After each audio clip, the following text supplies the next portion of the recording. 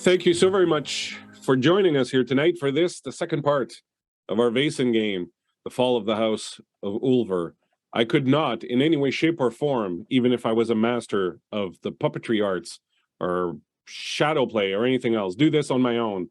And so I have gathered about me, like one gathers a flock of ravens about him. We called a flock of ravens, an unkindness. Well, I have gathered an unkindness, a kindness of players to help in telling this particular tale. All very wonderful. So glad you're here. Thank you very much. Hope everyone is doing awesome. I would like to give you an opportunity here to introduce yourself, tell our loving public a little bit about yourself, who you are, where you can be found, what you're doing. Do you enjoy long walks on the beach and chilled mimosas by the fireplace? Whatever, just tell us a little bit about yourself. And we will start with the lady who is currently doing her second ever live stream and enjoying every minute of it. Star in the making, Rachel. How you doing, Rachel? I'm doing great. I don't know if I'm a star in the making, but it has been a lot of fun. I am Rachel Carollo. I am a new time streamer, but longtime TTRPG enthusiast. I'm playing the Lady Ada Ulver, and I work in aerospace, but I love D&D and RPG and Vaesen and ABCDEFG. And I'm so excited to be playing with this group and playing with the Superior Adventurers Guild. And who are you playing? Tell us. I'm playing the Lady Ada Ulver. The Lady of the House of Ulver. Many secrets, some of them darker than others. I guess we'll see. Yes, we'll hopefully uncover some of them tonight. Thank you very much, Rachel. So happy that you're here with us and making your debut with us. I was very honored to have you here to do this with us. Next up, the man with the red room. Red room. Adrian. How you doing, Adrian? I'm doing good. How are you? I'm all right, hanging in there, doing better than my pal here. So what's up with you, man? With me, I'm a longtime tabletop role play RPG gamer. I'm also an actor and producer. I'm a digital producer for AT&T. I am a acting member and board of director at Shakespeare Dallas, because I am from the Dallas-Fort Worth area. Currently doing some voiceover work for Crunchyroll. So follow me on Twitter at Sly Sparrow. See what current projects I'm working on. See what new. I'm looking to get more into the streaming games, and so looking forward to interacting and collaborating with you all. My character for this game is Vincent Johansson, who is kind of a troubled writer, and a lot more to him than meets the eye. And it's my second time, first game, second time playing this system, and I'm really enjoying it and really enjoying playing with everyone. And thank you so much for giving me the opportunity. Cool. Thank you for coming and playing with us. You saved everyone's bacon with your little piano concerto the other night. So, that was well brought up. Thank you very much for joining, and more than happy to have you over anytime you want.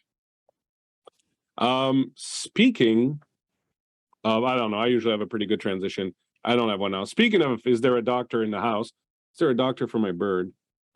We have Beth. Beth, how you doing, Beth? I am great. I'm excited to see where this goes and what trouble we find ourselves in. I don't even know where it goes. We'll see. For me, I am on social media at Beth Masco. Tuesday nights, I play the Misguided Magic homebrew D&D stream. It's on the Rainbows and Razor Blades production channel. It is a little chaotic, a lot of fun. You should check it out. And I am playing Dr. Francesca Prospero, who probably can't do anything about your bird, sorry. But she has dedicated her life to research, and she's determined to figure out what's going on here. And perhaps you will. Perhaps you will. And hopefully you won't all look like this guy at the end of this. So we brought the doctor. Thank you very much, doctor. Very happy to have you. Thank you for being with us. And last but not least, the lady with the red hair and the gun. Well, the character has the gun. Yes, I don't have a gun currently. Nobody panic. Yes, hi. Hi, I'm Tori. How you Tori. doing? I'm good. I'm happy to be back. I am one part of the team over at Level 1 Geek. We are a streaming channel and blog dedicated to tabletop RPGs of all kinds, including Vaesen. This is my second time playing this game, actually, and we're about to start up a mini campaign. It'll last a few months long. That will be premiering. I should have had the date. The date of that premiere is November 14th. That's a Monday. So just a few weeks away. I will be playing in that one alongside some great co-players and GM. So check that out if you're into the flavor of this game. And I am playing Margot Dupin tonight, who is the daughter of famed detective C'est Auguste Dupin, and trying to fill her father's shoes as a private detective of her own making. And so far she isn't quite sure what to make of all of these clues, but she does know that the game is afoot and there's plenty to be discovered yet. So we'll see what that is. And she does kick down a mean door. I did kick down a door, despite all odds, because I don't have any force. That door went down like a chump. Very well done. Thank you, Tori. We're so glad to have you. Check out Tori's website and stream. A lot of fun. I watched several games there, and very cool people doing very fun stuff. And I will certainly be watching that Vaesen game because I'm all about the Vaesen. So have fun with that when it starts. All right. On that note, shall we begin? Have you been properly anesthetized? I did want to mention before we start too much that I will be a kind and benevolent GM and say that any physical wounds you have taken in the night can be removed. Usually it takes a little bit longer, but I figure let's start fresh. So any of the conditions you have accumulated so far can be removed. And remember that you have one advantage each for the evening. Remember that you can use your memento to cure a mental condition at some point if you need it. Any other questions? We're good? All right. So let us begin then with this part 2 of 2, The Fall, House of Ulver. And this, the Superior Adventurers Guild Halloween Special Vaesen game. Having been summoned to the House of Ulver to hopefully assist Ada Ulver in helping her brother Roderick, who Ada suspects is being haunted by some supernatural entity, renowned author Vincent Johansson, noted detective Margot Dupin, and respected Dr. Francesca Prospero have arrived at the ancient, faltering Gothic mansion of the Ulver family on a dark, stormy night. After meeting Roderick, who seems to be suffering from several weaknesses of the blood, the investigators retired for the night. Each suffered troubling encounters in their chambers, Margot with a baleful raven who appears to have been following her and who quoth guilty at her. Dr. Prospero with her own illness and a horrific vision clothed in red, and Vincent with a blue-eyed black cat who scratched him and made a strange offering of a dead mouse. Meanwhile, in her room, Ada Ulver awoke with faint memories of the evening prior, only to hear her brother come stumbling from his chambers. When she tried to help him, he recoiled in horror from her, but then Ada saw behind the menace-inducing vision of horror that was haunting him some sort of specter of an old woman dressed in a black wedding dress with desiccated, cracked skin, who turned the air about them as frigid as the air of a tomb. She hissed Roderick's name then, or was it that of Ada's uncle Broderick? Before Vincent, interpreting a fanciful thought Roderick had shared with him, began playing the piano, and the specter recoiled at the music and fled through Ada's room. Now it is a few hours later, and the lot of you have convened in the dining room for some strong coffee and a discussion of the evening before, and how best to use the scant few hours of daylight you have ahead of you.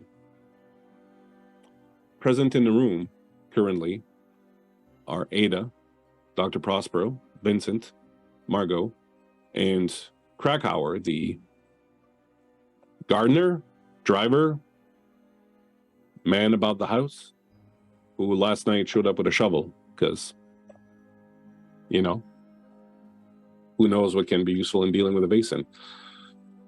Miss Cronholm is in the kitchen next door, preparing some food, though not sure most of you think you can eat at this particular point in time.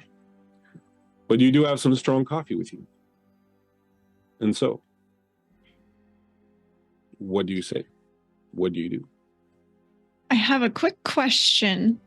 What was Miss Cronholm's reaction to when she awoke to how has she been acting so far, since all we saw last time was Krakauer run up the stairs with the shovel? Mm-hmm. I'm curious how Miss Cronholm sort of entered the room, the situation. Miss Cronholm would have acted very disapprovingly at everything, and certainly made no bones about saying that all this weird business, seems to have begun when the lot of you arrived here, and so she's thinking that, perhaps Miss Ada ought to reconsider her guests. But as you seem to have helped Roderick and Ada, she will consent in making you some coffee and perhaps even, if you ask very nicely, some biscuits to fortify you for the day ahead. But she does not seem surprised or taken aback, or she really just seems to act like someone who thought things were going to get worse and then they got worse. And then she doesn't want to say, I told you so.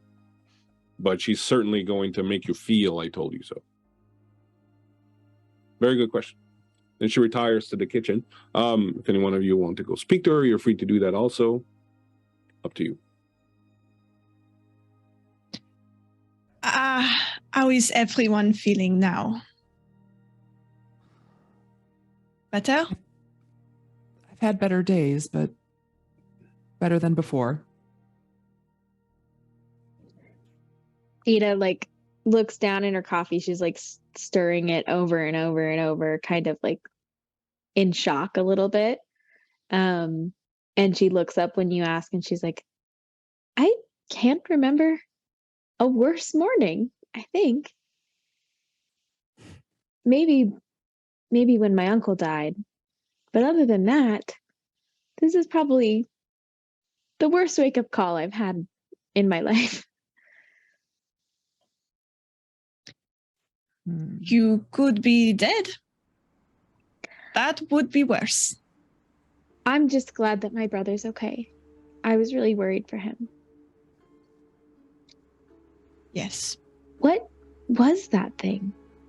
It was wearing a black wedding dress? Have any of you seen anything like that before?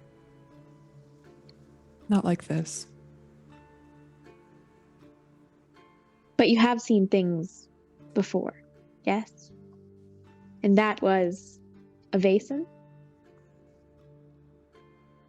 I believe so. Perhaps. Who's to say? I can't believe it's in my own home. I'm at a loss of what to do now. That is why you called us here, yes? Yes. I didn't know it was this bad, though. I've never seen that before, and I'm very grateful that you're all here.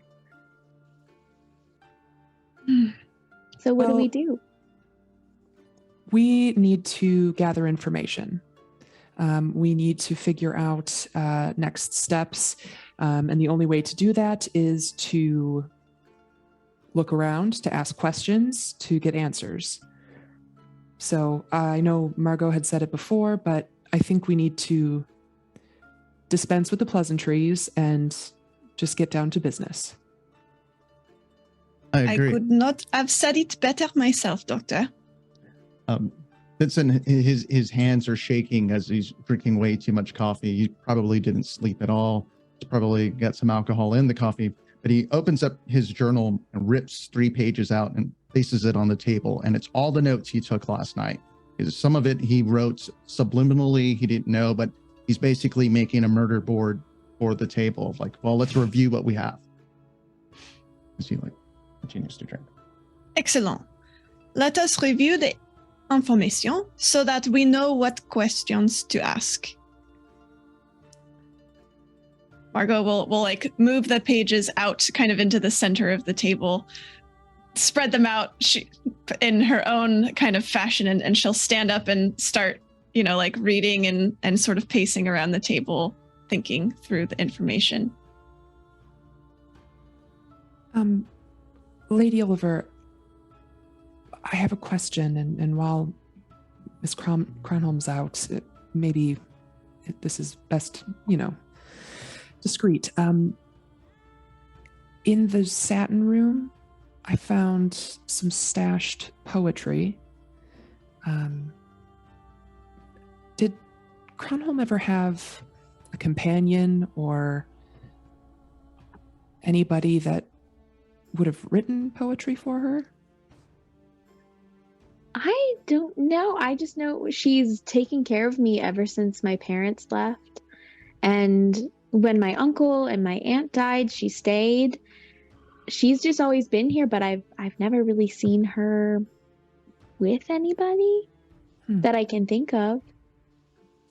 Okay. Was there a name on the letter? No. What about the recording the man in progress? With the shovel? I'm sorry, what was that? The man with the shovel. I remember that when she looked upon him, was kind of just disapprovingly, as if. How long has he worked here? Like, do they have a relationship of some sort? Is he in the room currently? Yeah, he's in the corner and he's holding up. Like watching you. He's completely oblivious to that. A couple of biscuits. He's got like biscuits crumbs. Okay. He's like, Then I'll say, "Oh yes, Krakauer. He's right here behind you." right, you are. What can I do for you, son? The lady of the house, the one making us breakfast. How long have you worked for her?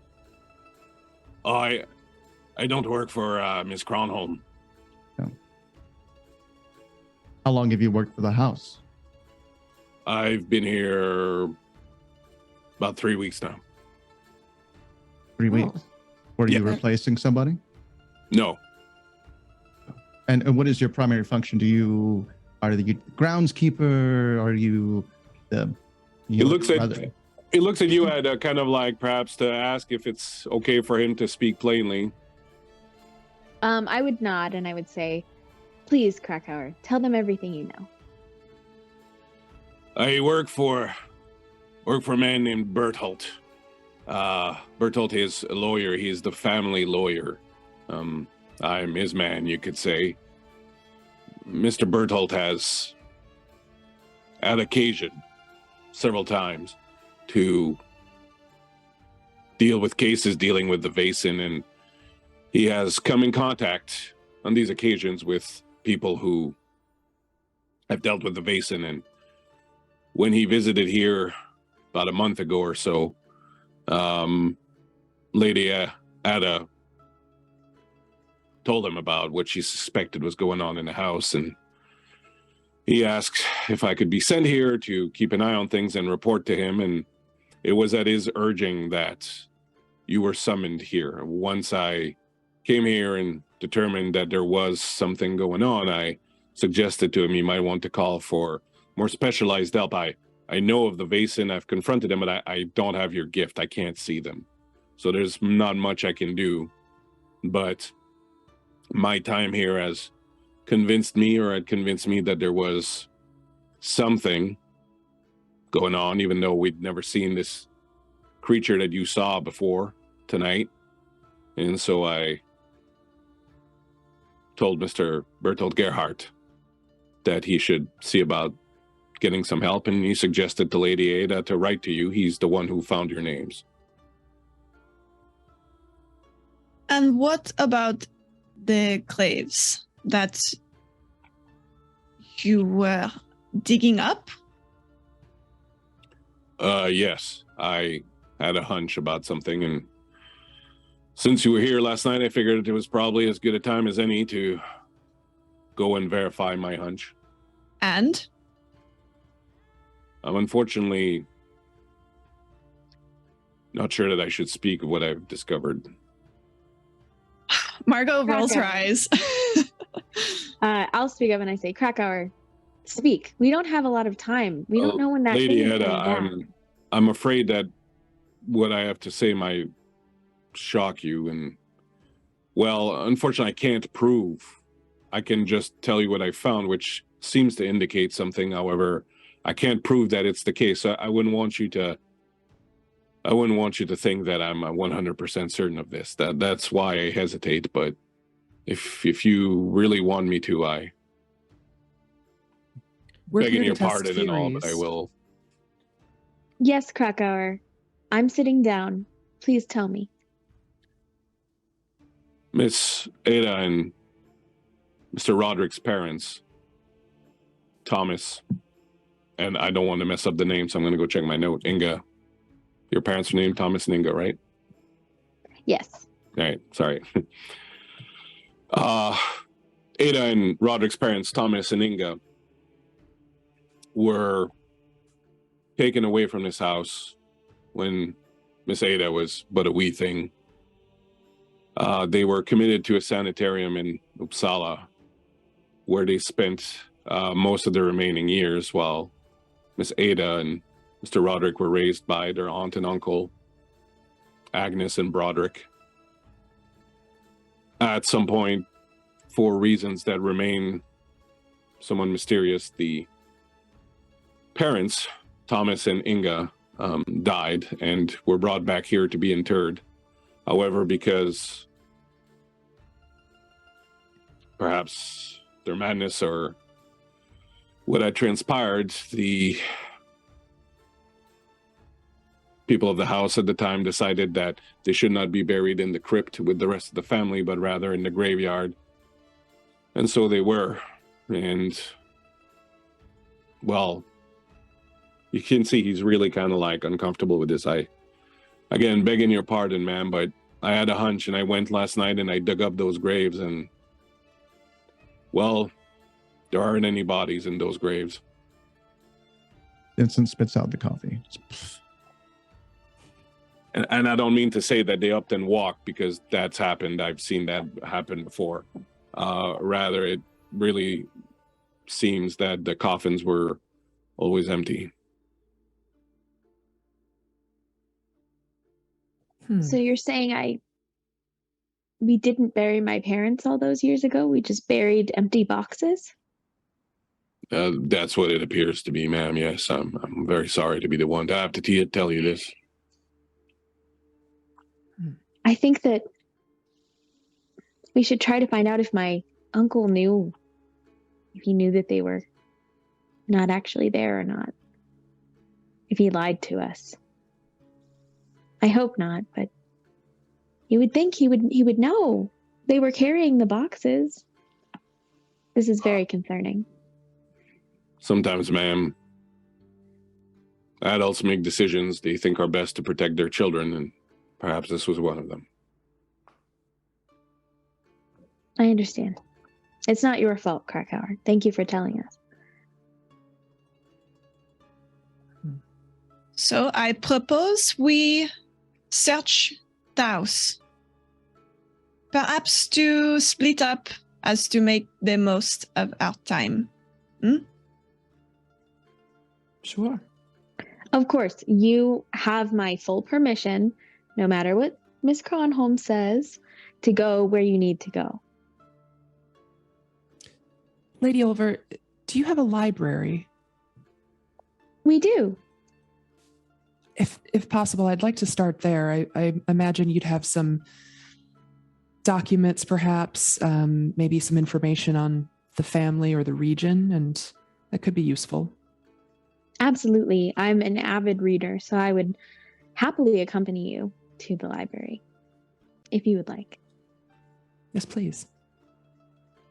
I suppose that leaves... I'm sorry, as I'm sorry to cut you off, but just as you're about to speak and Vincent, you reach out for the cup of coffee, the black cat comes and jumps right on top of the table, right next to you, and gives a little meow.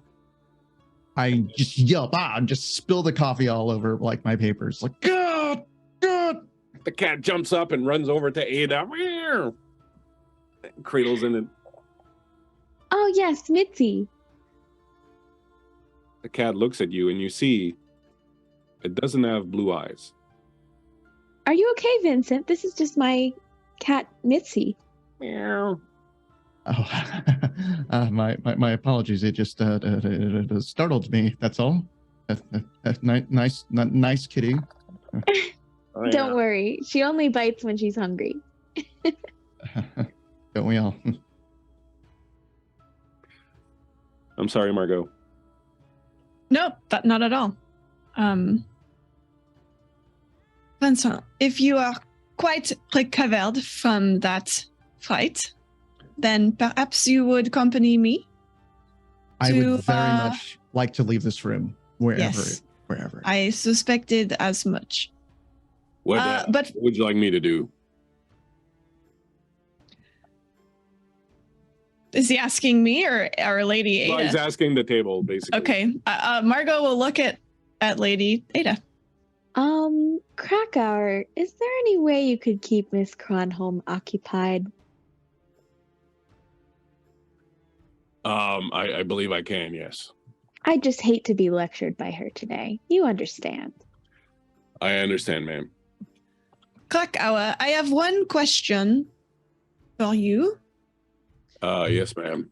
I noticed upon my arrival that Lady Miss Kronholm, her skirts were damp around the knees, as if outside, kneeling on wet grass or something. In your work about the grounds, have you ever seen something or do something like this? Yeah, Miss Kronholm is quite the gardener, and often will be outside tending to the flowers around the estate. I imagine that is possibly what she was doing. You remember all the purple flowers that were all around the house, the foxglove, and I don't remember the name of the other ones, but I'll find them if you want. Okay. I would imagine that's what she was doing. Do an investigation check, will you, Margot, please? Sure. Also, for whenever it's relevant, Chris, just to remind you, I rolled 2 successes on my investigation check on the Spectre. Oh, yes, that's right. Whenever I saw it. Yeah. Okay. Investigation.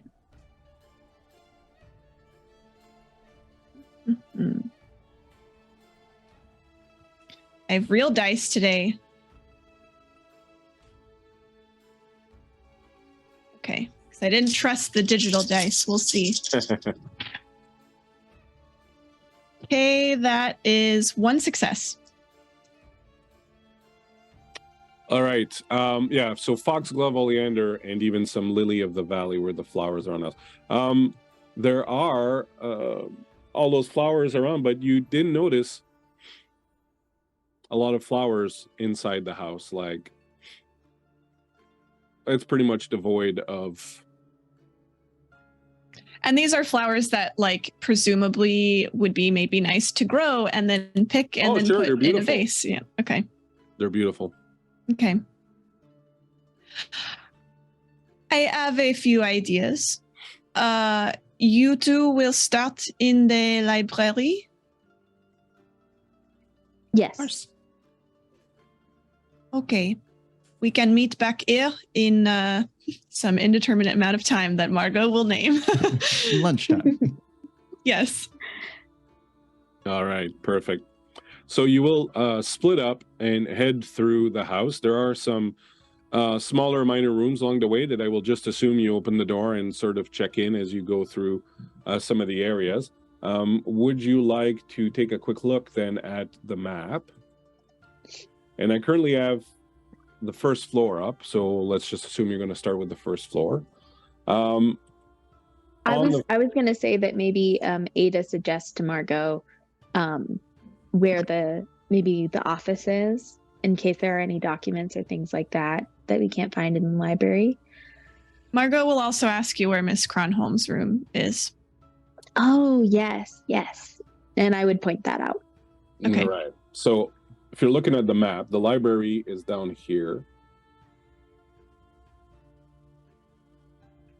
Okay. Perfect. This is the drawing room where you were yesterday. Over here is Miss Cronholm's room. This is the day room. And over on the other side, there's a closet here that has a door. There is a small bedroom here, and this is the front office. Down here is the kitchen and the water room. So unless you would like to go investigate, the bathroom. So just carry your characters over to where you would like to go. And if you pass any minor rooms along the way where you just sort of lean your head in and check, I will tell you what's in that room. And if we need to, we'll make a roll. And then you can sort of carry on to the bigger rooms. For some reason, I'm not able to grab my token. Have you clicked on the little hand on the right-hand side? There's a little toolbar. Yep, I'm on the hand. Okay, well, I will move It you. just moves the map. Yeah, I would like to be here, please. Thank you. And I'm assuming Vincent would come. Yeah. Yes. All right. So, first up along the way then, in the house, you will come across, and we'll start with Margot and Ada. As you will arrive here, the first room that you are in currently is a music room. There is a grand piano and some comfy chairs for listening to music and while away the room. This room is very nice, very warm. The fireplace is roaring, and it is quite dry and warm, very comfortable to be in. I'm not going to make you make a roll specifically for this, since Vincent last night already discovered the power of music over whatever the specter is. But knowing that the specter makes rooms very cold and very chill, this sort of suggests to you that the specter avoids this room, which probably confirms the fact that it doesn't like pianos and music and things of that nature. So you're feeling pretty confident about that particular deduction. In upstairs, heading towards the front office, small rooms that you will pass along the way, there is a closet there. The closet has a few things. I will tell you the things that kind of stand out, and up to you to make what you want of it. You do find, house supplies. There are gardening tools. You find rat poison.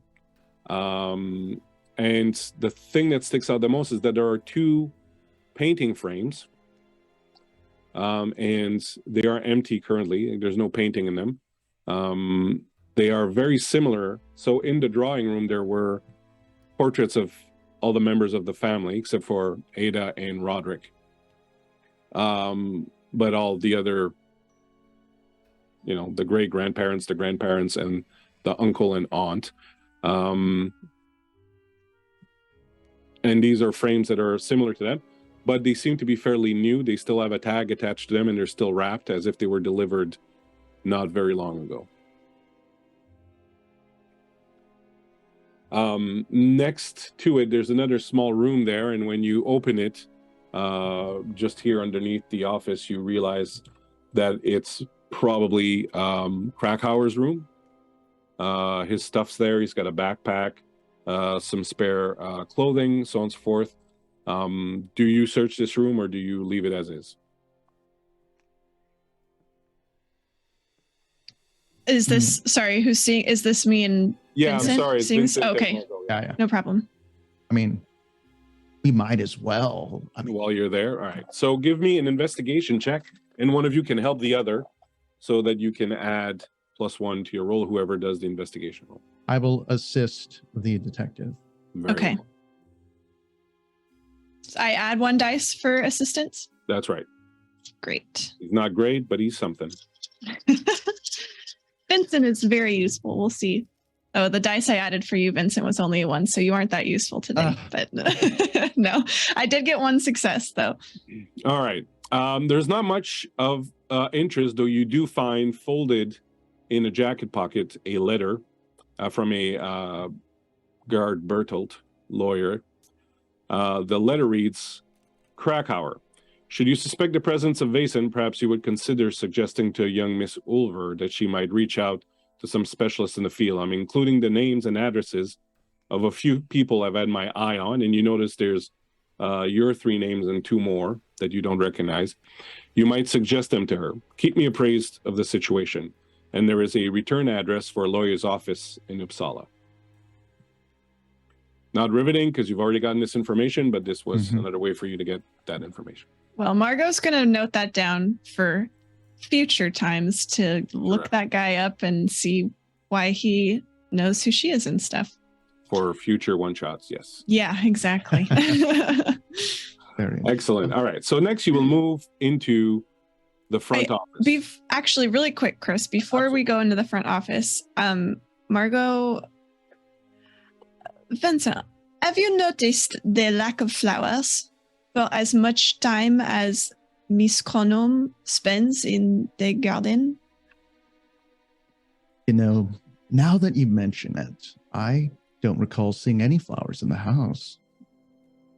I know the weather is horrid, but perhaps we walk around the flower beds just to see if she is actually gardening. Do you know what I mean? Yeah, I think that is a good idea. Perhaps after we check her room, I think she is one of the people we haven't actually talked to yet. So I think this is true. Perhaps we do this after checking her room so we do not leave any footprints behind. Good idea. Okay.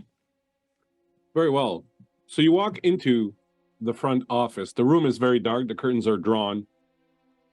And there is but embers in the fireplace and a small candle burning. So it's very dark and very difficult to see. But this is the room where Miss Kronholm runs the household. It was quite likely the room of one of the grandparents or great-grandparents or something like that, one of their offices, and she has sort of taken it over now in her role as caretaker of the place. You can see that there is a desk, a few chairs, there are various books on bookshelves lying around. There are no flowers, and a small sort of dresser with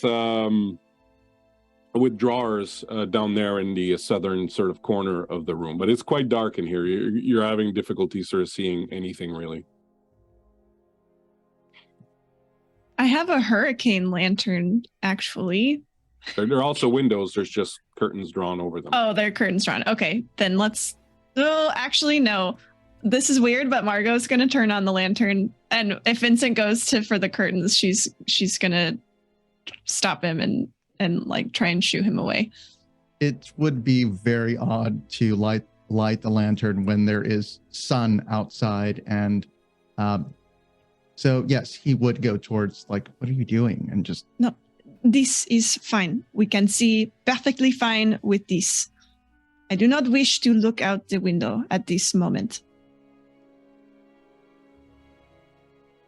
You're the detective. Okay. Perhaps we'll find clues better in the dark. So she rolls her eyes and she says, "At least I am not afraid of cats."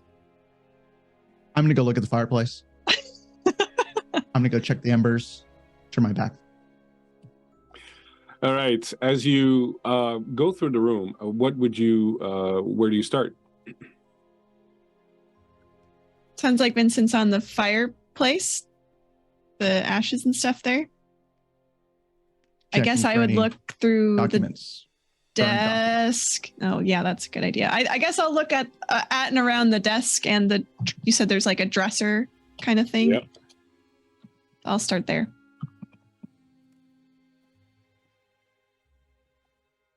All right. You find a dresser. It is immaculate. It is clean. There is not a speck of dust on it. Everything is exactly where it should be. The letter opener is where it should be. The little pen right next to it with the quill, with the ink bottle. Everything is exactly the way you would sort of expect it to be. You go through the drawers sort of very quickly. Do me a investigation roll, and the investigation roll will cover the entire room. So you can do the same thing where Vincent's going to help you. And you're not going to have to roll for everything that you do. It's one for the whole thing.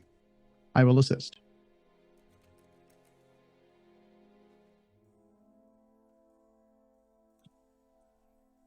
Nice. I got 3 whole successes. Amazing. As you go through the desk, you find a bunch of receipts for things bought for the house. You find a receipt for the 2 frames that you saw that were ordered about 2 months ago, maybe. You find a receipt that is a handwritten receipt for a delivery of flowers that seems to happen once a week. There's no indication what types of flowers. It just says, flowers,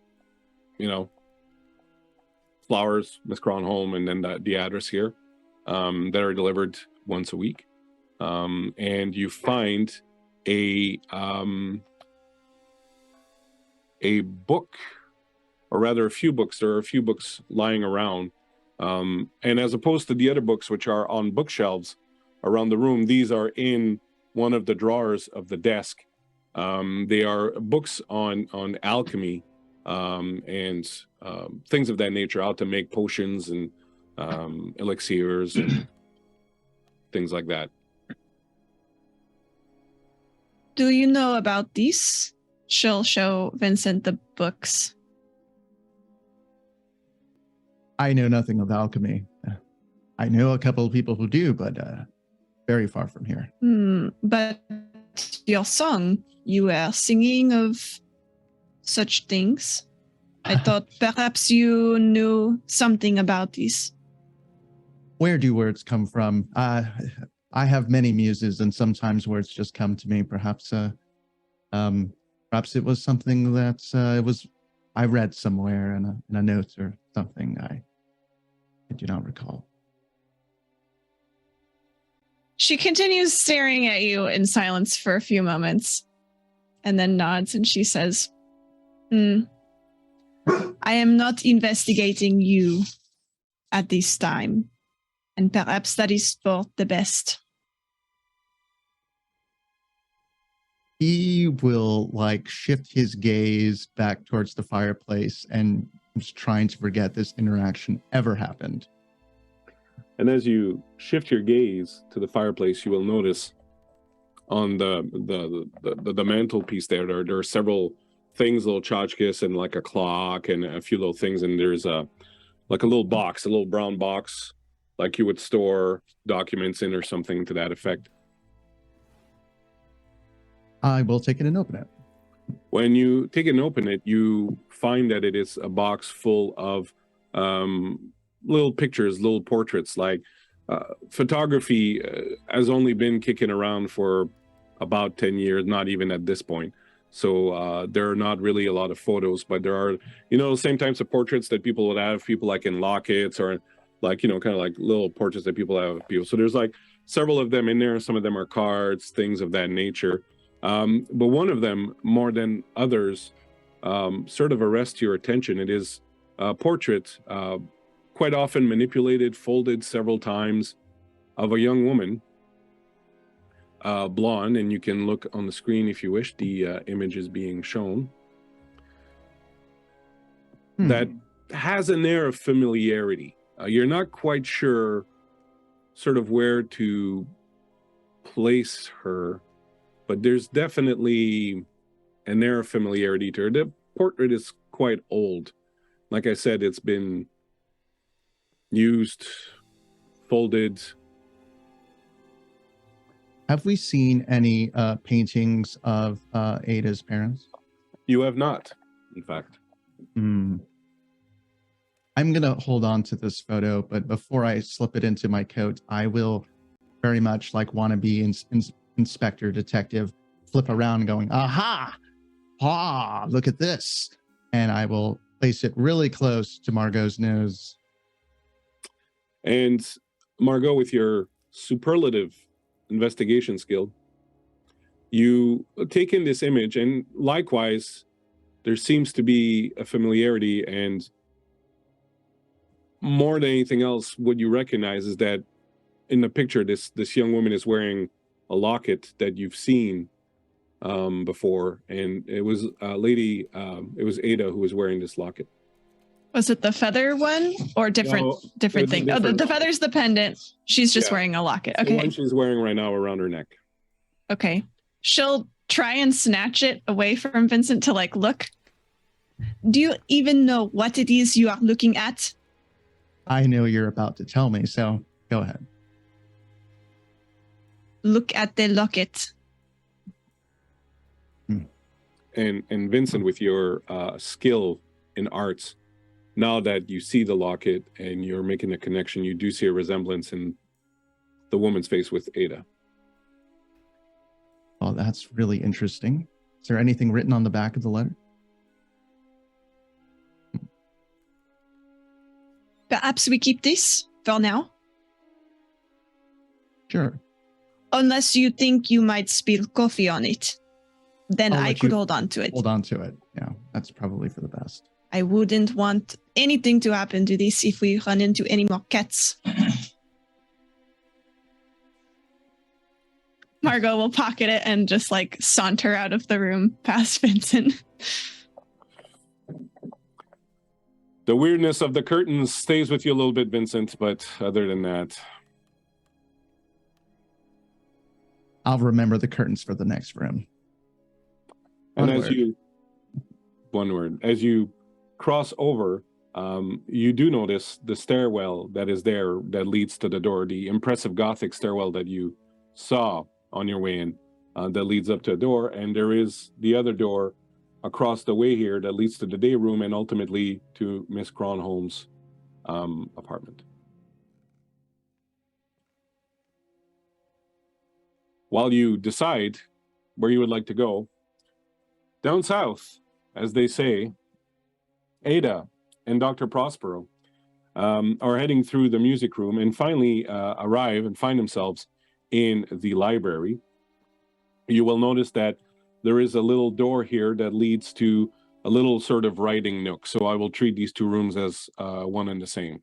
All right. This is a very impressive library that you have. Thank you. I spend a lot of time here. Doctor, I'm glad to be paired with you. I'm sure Margot and Vincent are getting along just fine. Yeah, they seem like quite a pair. Yeah, they seem like they would really get along really well. I believe they do. But yes, I usually have the fire lit in here because I spend a lot of time reading. But through here is the library, and I would kind of lead her through the door away from the music room. Where to begin? I think I would start by maybe asking to go through some of if there's any family history, any information there. I think that would be a decent place to start. Of course. And I think I would try to look up some information on maybe based on what the doctor has said she's noticed with Roderick's health. So try to find like some maybe medical things. I think that's what I would. Perfect. So how about you give me, I guess we'll go with investigation also. No, you can give me investigation or learning. I would do learning. And then one of you can help the other. Or one can do investigation, one can do learning, or one can help the other with their role. If I do learning, I get 8 dice. I'll help you. Okay, so then I get 9 dice. So you know this library very well, so... Okay. Only 1 success, somehow. That's good enough. Yes, as you're going through the library, some sections of it are not used as much as others, and there's quite a bit of dust, and it's causing you some problems, Doctor, as you find yourself coughing a little bit more than you normally like to. As you go through the library, the first thing that sort of jumps out at you, perhaps more Dr. Prospero really than Ada, who's used to this library, is that the books here are all very, for lack of a better expression, vanilla. They're all very books you would expect to find in everyone's home, the Encyclopedia Britannica, that kind of thing. They're there's nothing that really jumps out at you in any way, shape, or form as being of interest as far as anything dealing with stranger things. There are quite a number of books, medical books, quite a number of books on history of the region, of Europe, things of that nature. You do not find, sort of oddly enough, a lot of books that you would really find interesting. Everything here is just very average, to be quite honest. You do, however, as you're going through it, Ada, find a book that you misplaced a long time ago, and that you're quite happy to find. It is the little self-published book of poetry that your uncle Broderick wrote some time ago, of course, before death. My uncle wrote these poems a long time ago, before the fire. And my aunt never really liked me, but Broderick had a soft spot for me. We got along well. So your uncle, you say, was a poet. That's interesting. Maybe we can see if there's anything in this book that resembles what Vincent sang last night, or I guess this morning. Of course. It's been a long day already. I would also be looking to see if there are any lines or patterns that would resemble what I read in the poems from the Satin Room. So, all right. The book is entitled The Loveliness of Loving Well. It's not bad. It's not bad. I mean, Vincent could probably give you a better read of the quality of it. It's not bad. It's a little commonplace, but it's not too bad. Many of the poems, they're all love poems, but many of them really seem to be about one person, referred only, not in the poems. The person the speaker is addressing in the poems is never mentioned by names in the poem themselves, but at the beginning there is a dedication and it says, "For I," and there's an I and a period, and that's it. And the poems are very much about extolling the virtues of this person, whoever she is. And you can give me, if you want, a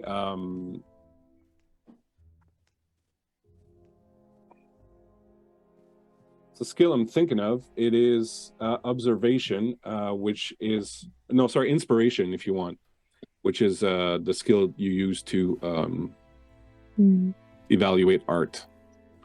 You can help you. I'm okay with inspiration. How are you with it, Doctor? Decent. I've got a 6. Better than me. Okay, I'll do 6, and then if I need to, I can use my memento. So you can help her, so you can have extra dice. Mm-hmm. Okay. Okay. And then I will use my memento to try to see if I can get a second one. No. Okay, 1 success. Okay. So it really feels to the both of you as you're reading these poems that there is clearly a struggle on the part of the author, as if his love was restrained somehow, or dangerous, or something to keep hidden. This is very strange because he was married to my aunt for so long. Is your uncle your father's brother? Is my uncle my father's brother? Yes, I think so. Yes, on my father's side. And how did he and your mother get along? I never knew my mother, unfortunately. They left when I was very young. I was essentially raised by Miss Cronholm, and my aunt and uncle were around, but they didn't really concern themselves with me a whole lot. They certainly seem to think that there was something shameful about your parents and never brought them up or never discussed them, and would brush aside any attempts you made to find out more. Only Miss Cromwell would talk to you about them at all. I feel like, as it's kind of just been setting in the conversation with Krakauer, I wonder if Miss Cronholm knows more about my parents than she's telling me. You don't think it's possible they were never dead in the first place. Is it? Well, everything seems suspicious around their burial, and I think it's quite possible that they were never dead. If there's a chance my parents are alive, I'm not sure I would know what to do with myself. They've always been gone. I wouldn't concern yourself with the possibilities right now. Right. The poems. I highly doubt that he was interested in my mother. They didn't see each other for decades. Maybe it's someone else. It very well could be. The poems are very much of a piece with the ones you found in the room. In fact, some of them are replicated in the poem. Those were addressed to. They were in the room of Miss Cronholm's room, right? Yeah. Who else could it possibly be? I did find those poems in Miss Cronholm's hidey hole. They seem similar. So I think that's certainly a possibility that they might have had some type of relationship. But she's always been old. I don't. Always? You're saying, I mean, she's like old, so she can't have romance. Romance is for young and fantasy and all of my books that I read. And you do remember, Dr. Prospero, that the room you're in certainly felt like the room of a younger woman, right? With all the satin sheets and all the satin coverings on the chairs. I still think it's a possibility. We shouldn't rule it out.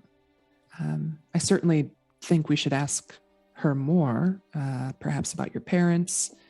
Maybe we can find out about the poems. Absolutely. I intend to ask her about all of this because clearly there's a lot of stuff Miss Cronholm hasn't been telling me. Are you quite well, Doctor? You seem to be coughing a lot.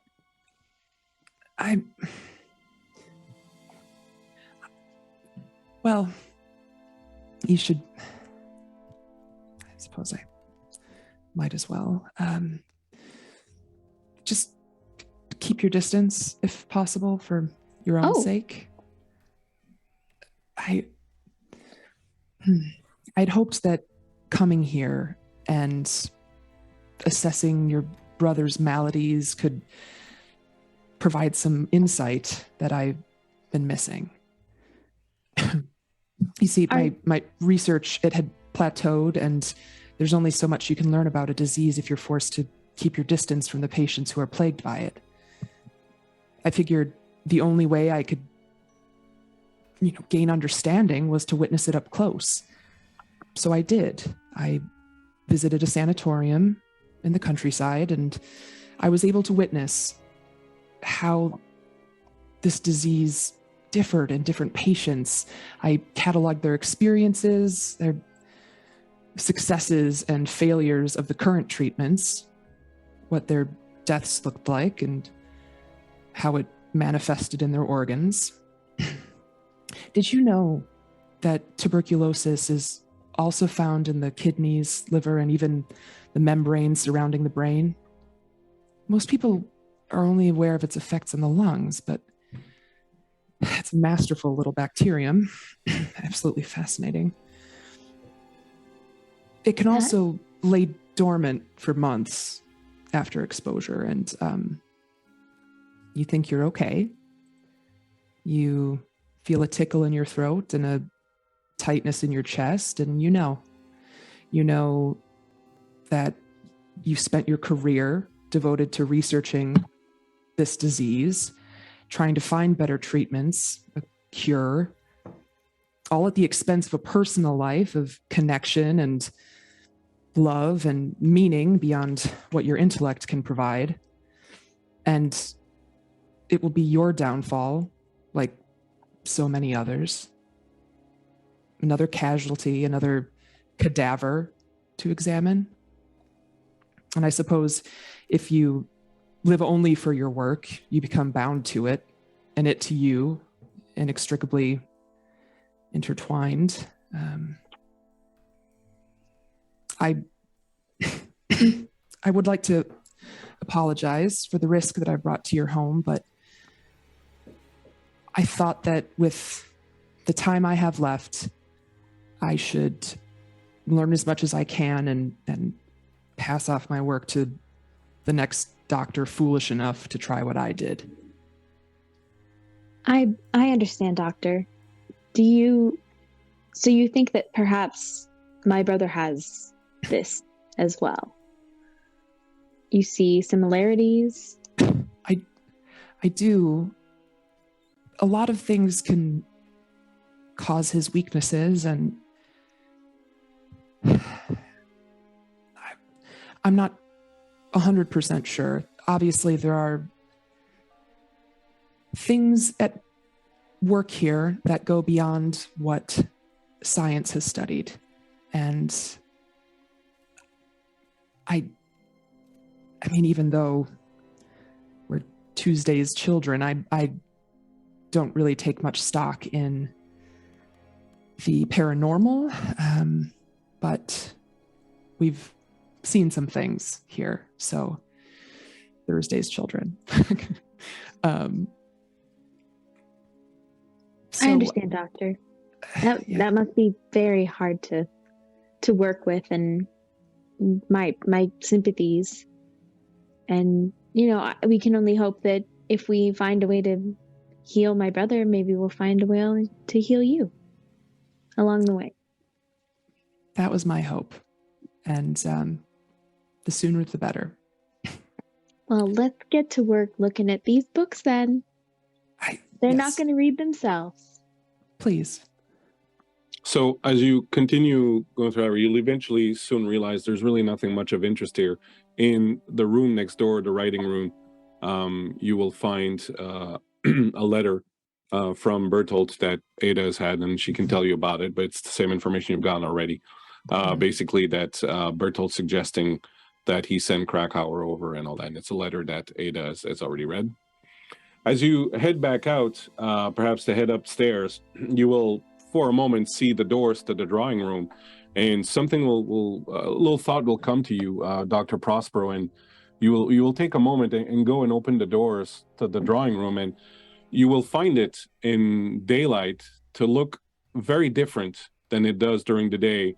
And it's the same room, and the things are in the same place, but with the sunlight, or as wan as it is, streaming in through the windows, it almost appears as a completely different room, as if during the day it's one room and during the night it's something completely different. And as you enter the drawing room and look around, you can clearly see that there are room on each wall for two portraits, and that 3 of the walls are occupied currently with portraits from the elder members of the family, and then one wall is unoccupied. And you remember, I believe Margot probably pointing that out at some point and realizing that it was not that pictures had been taken off, they just had never been placed there. And as you look around the room, you see the images of the rest of the family, being Magnus and Lenore Ulver, who are the great-grandparents. And then next to them, you see Anders and Linnea. And on the wall opposite them, Agnes and Broderick. You can clearly see the resemblance between Roderick and Broderick. They are birds of a feather, really. And you can certainly see some family resemblance there also with Ada. But oddly enough, you seem to, last night when you spoke to her in this room, it feels like she looked even more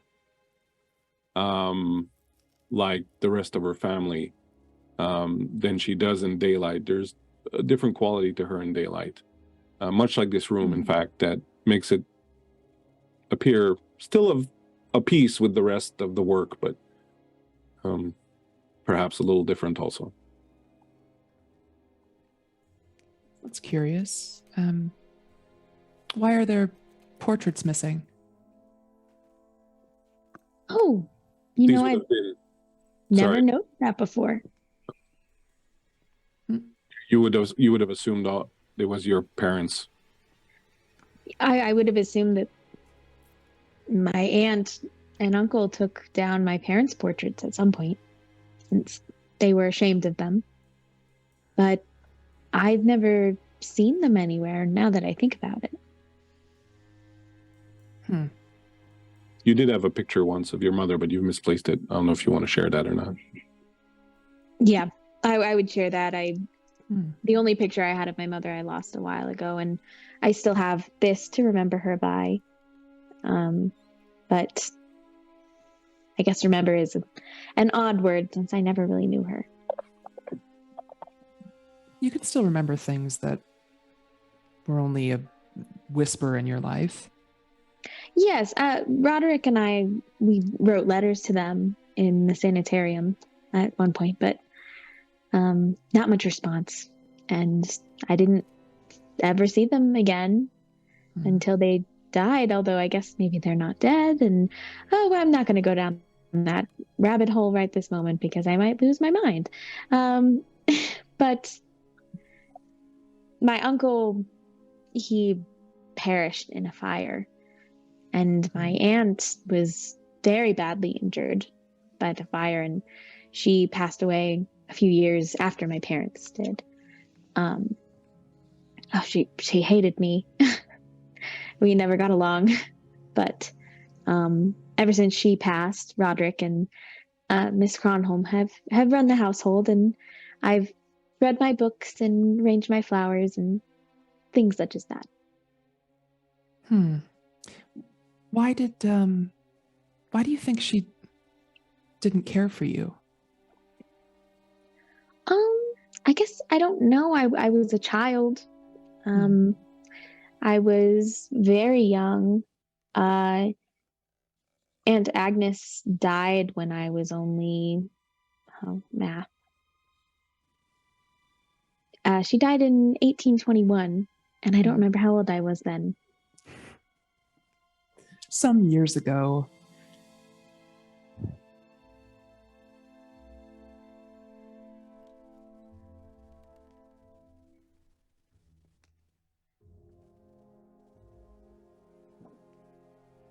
Yeah. It was almost a decade after my uncle died that she died.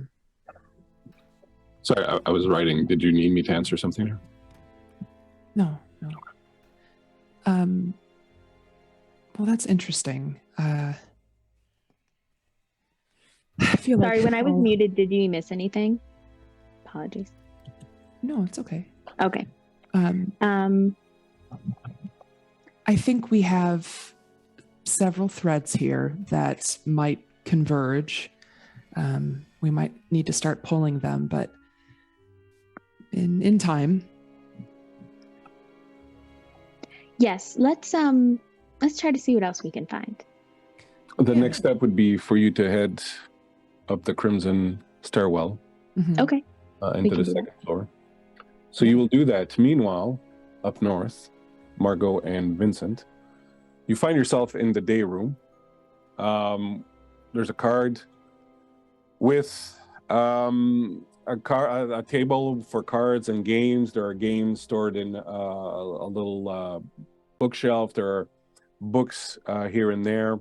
There's a loom that hasn't seen any action in quite some time. There are some old children's toys like a rocking horse, things of that nature. But you go through the room and don't find much of interest. This room, is just a hallway that leads down to where the other two are inspecting. So you head into this room, which is Miss Cronholm's room. Is it unlocked then? Yeah. Okay.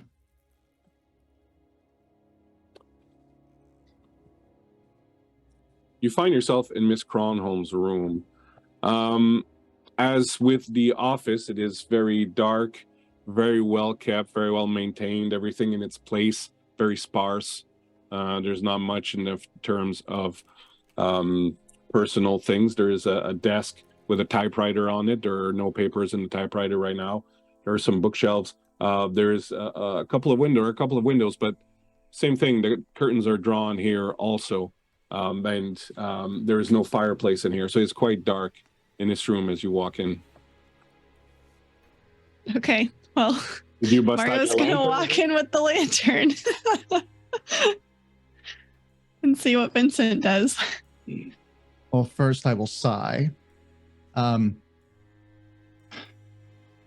going to walk up to the curtain. How much light is this lantern illuminating the room? This is going to take us twice as long with this lantern. And I'm just going to open it up a little bit, just a little peek. I have not seen the sun in a while. I just want to see what the weather's like outside, so I'm just going to gently move the curtain. The light comes in. It's, there's a bit of cloud cover, but the rain has stopped, and you do feel a slight sort of, a certain slant of light coming with a little bit of sunlight and just sort of hit your face, and it does the body good.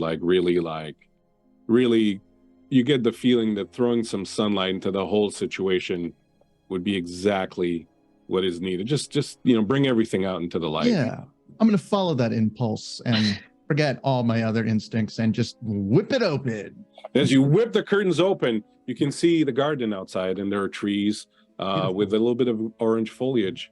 As I said, a little bit of sunlight sort of coming in. And I mean, it looks a little depressing, but certainly a much better sight than the dark curtains that you've been seeing. When you she goes to stop, when you've opened it just a little, she starts to rush over to pull it back over, and then when she sees that you're just gonna rip it open, she actually ducks and kind of crouches sort of beside the, I guess, chest or footlocker, I guess behind, below the bed, not under the bed, but next to the bed, and just sort of braces herself, is looking out the window, but looks like she is bracing for impact or something.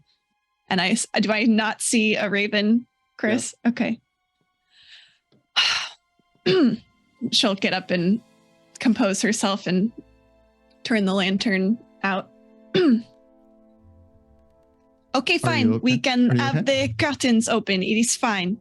And as you say that, this huge raven just comes landing right in front of the window, starts hitting the glass with its beak and screaming out as loud as it can, "Guilty! Conk, conk, conk, conk, guilty!"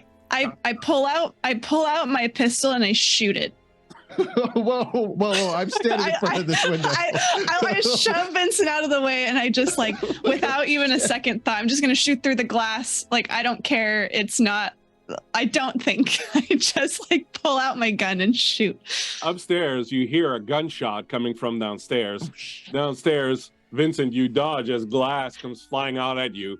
You hear a caw of a bird, and you see feathers just sort of spread out everywhere in the air. And when you look, the bird is flying away off into the distance. The window has been completely shattered. Upstairs, I'm going to try to grab the gun. I'm like, "What are you doing? Stop it!" Trying to get the gun. I'll let him take it. Damn that stupid bird! I almost had it. Did I see a bird? Yeah. Oh, so I saw the bird too. Okay.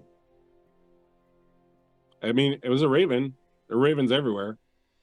But it didn't talk. Did he hear the word? But he didn't hear what Margot heard. Did I hear the guilty, or did I just hear a bird? It made some cawing sounds. It was pretty aggressive, obviously, but yeah, it's okay. It was just a bird. It's okay. I'll place the gun on the table.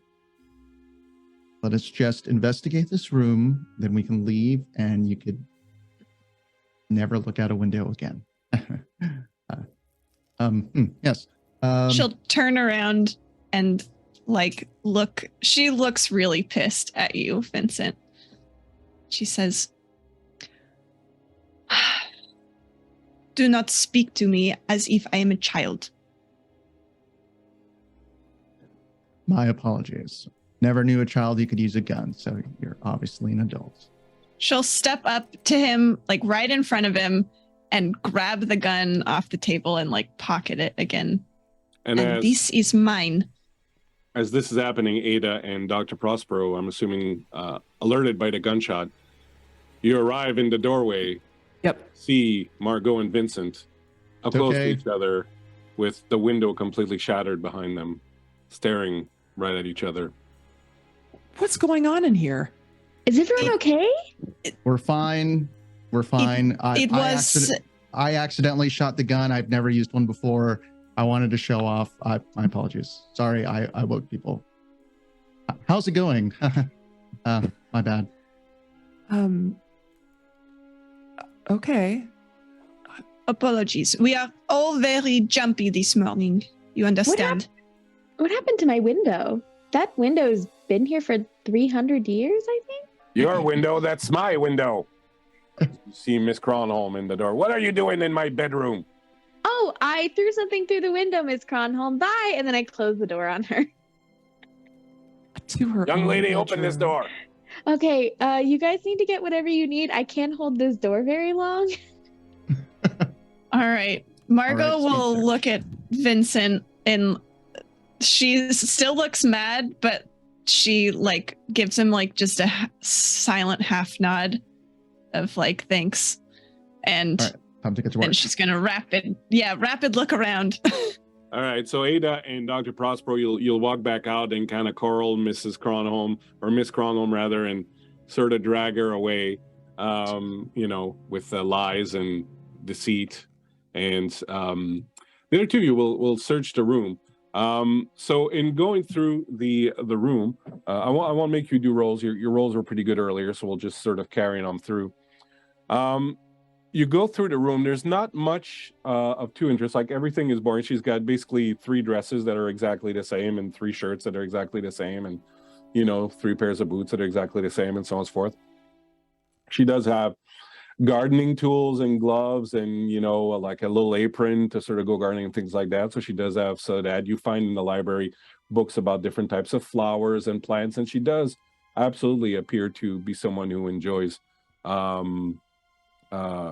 flowers and what have you. The thing that sort of grabs you the most is in the desk. You find a stack of letters, and when you rummage through them, you find that they are written by Ada to her mother, and they are dated back several years, but they're all neatly tied up with a little bow. And as you search through these, and they're just Ada telling her mother what she's been doing and what Miss Cronholm has been teaching her, and what is going on at the house, and news about her brother and uncle and aunt, and this, that, the other. They're just and as the years go on, there's less and less of them, and then eventually they stop. But they seem to be, there's like 30 or so letters for sure in there. And when you pick up that stack, there's another letter that's apart from that stack, that's folded very neatly, placed underneath this packet. And when you open it up, it reads something somewhat different. The letter reads, "Mother, you'll perhaps be relieved to know that I've arrived in Stockholm safely, though the trip was rather arduous given the circumstances. I'm not including a return address and will likely move on from here by the summer. This is perhaps the last time I will get to speak with you, and so I wanted to say thank you. As the poet wrote, in the heavens above, the angels, whispering to one another, can find, among their burning terms of love, none so devotional as that of mother. How I wish I would have been worthy of such. Goodbye." And it is signed Ingrid. Name check, Chris. Ingrid is... You've never heard that name before. Well, we haven't heard it. Life, but not at all. Okay, that's not one of the Ulvers that I'm aware of. No, the one that had a similar name was Inga. who was the mother. Oh, yeah, that's what I was thinking of. Okay. And I assume the handwriting looks different. Completely different, yeah. Okay. Well, do you think we have what we need from here? I think we've come across some very, very important information. One last thing before we leave this room, before we're seen by anyone else.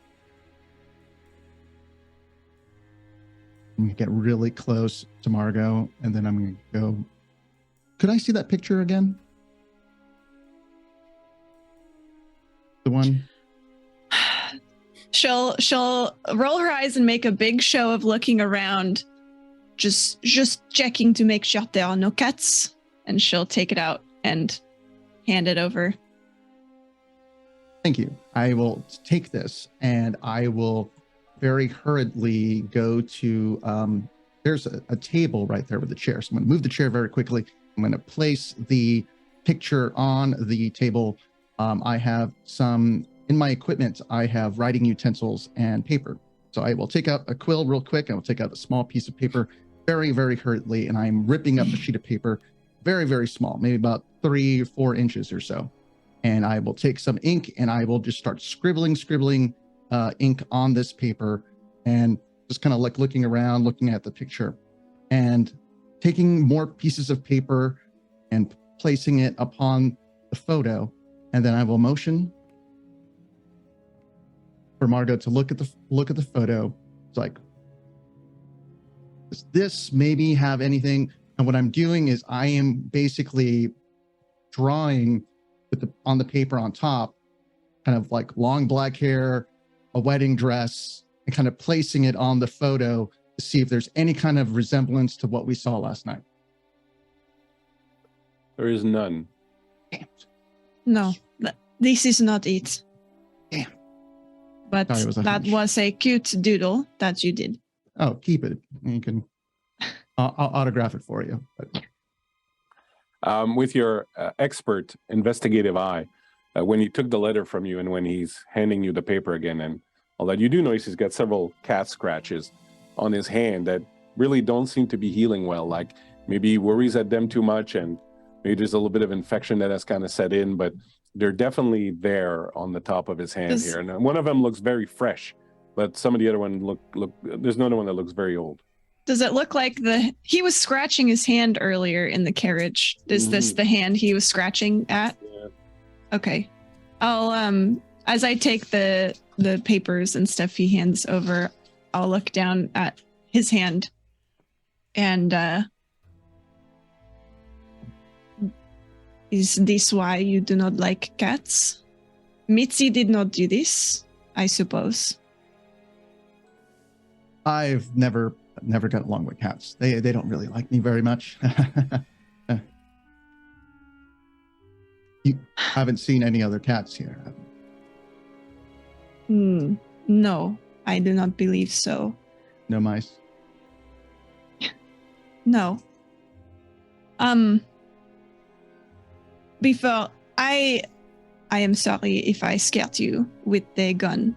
It was an overreaction, and thank you for covering for me. It's all right. Great detectives must have a great reputation. But why were you afraid of? Yes, I mean, obviously the bird was rather surprising, but you'd make it seem like it was like it was following you from room to room. Perhaps from country to country. Maybe like a certain cat. Maybe. She'll look down at his hand. I start covering it up. She'll take his scratched hand that he's like covering and like give it a small squeeze and say, one case at a time. Oh, there's no need to investigate me. My story is for all to read. I'm an open book. Nobody is an open book. I know this more than anyone else. But that is not what I meant. I am not so good at comforting people. That is what I was trying to do, and I see I have unsettled you instead. That is an effect I have on people being in my profession. I meant only some things are okay to keep it in for the moment, and we can be okay with that. Agreed? Agreed. And Vincent will reach out and just to shake your hand in a professional manner. All right. She'll slide past him and back out into the day room. Before I leave this room, I want to look out that window to see if there's anything below this window. So first of all, you have a little shake in your hand. You could really use a drink. And you go to the window and you look. First of all, you see a raven in a tree across the way, looking kind of aggrieved, looking like he lost a few feathers, unhappy. And then you said you look where? Down? Mm-hmm. You see bushes of purple flowers.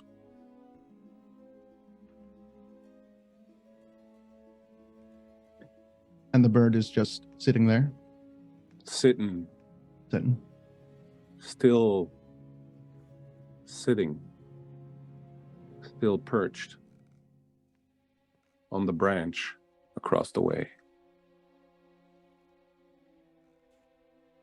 You go on ahead, Margot. I will be there in just a minute. She'll shrug and continue out through the day room. As she leaves, I'm watching the bird.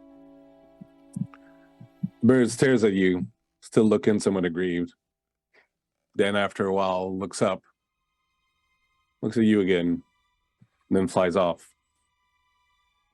over the house and disappears.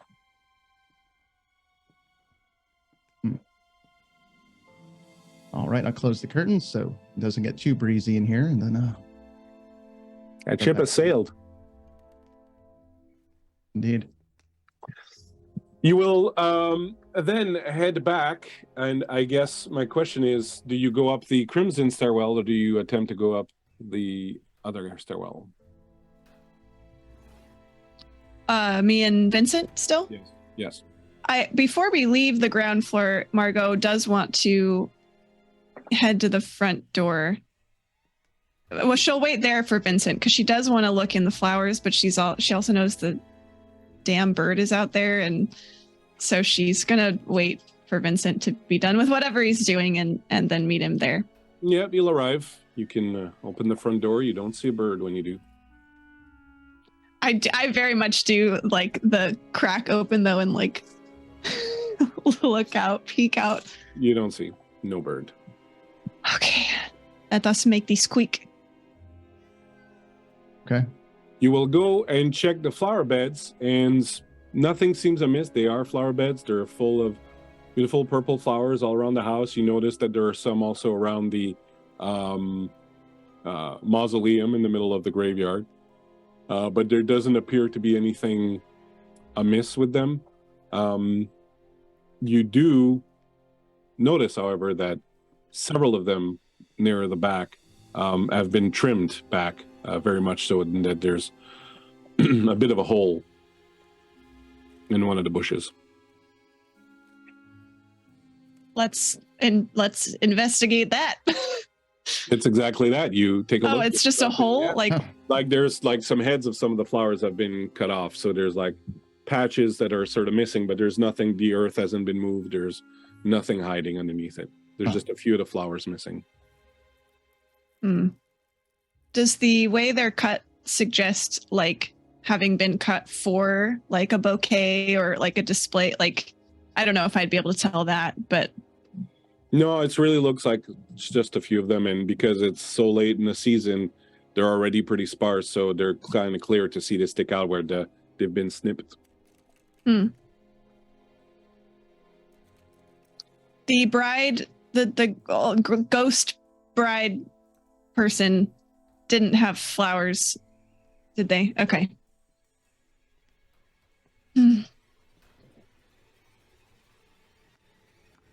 I do not know what to make of this. The receipt, did it say what type of flowers were being purchased? No, just said regular delivery once a week. There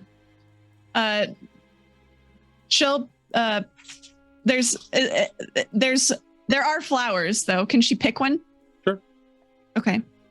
She'll pick one and kind of look at it a little closer. Same.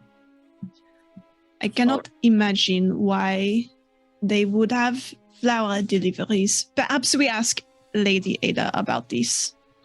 That is a very good question. And then she'll stick it in your, like boutonniere, not boutonniere, your pocket, front pocket, and then pat it there and say, "Brighter already." And where are the doctor and I? Yes. So I will assume that the two of you will go and check the door at the top of the golden stairs, and we'll do that momentarily. The two of you are currently upstairs while this is going on. And upstairs, you find you've gone through several of, let's hide monsters.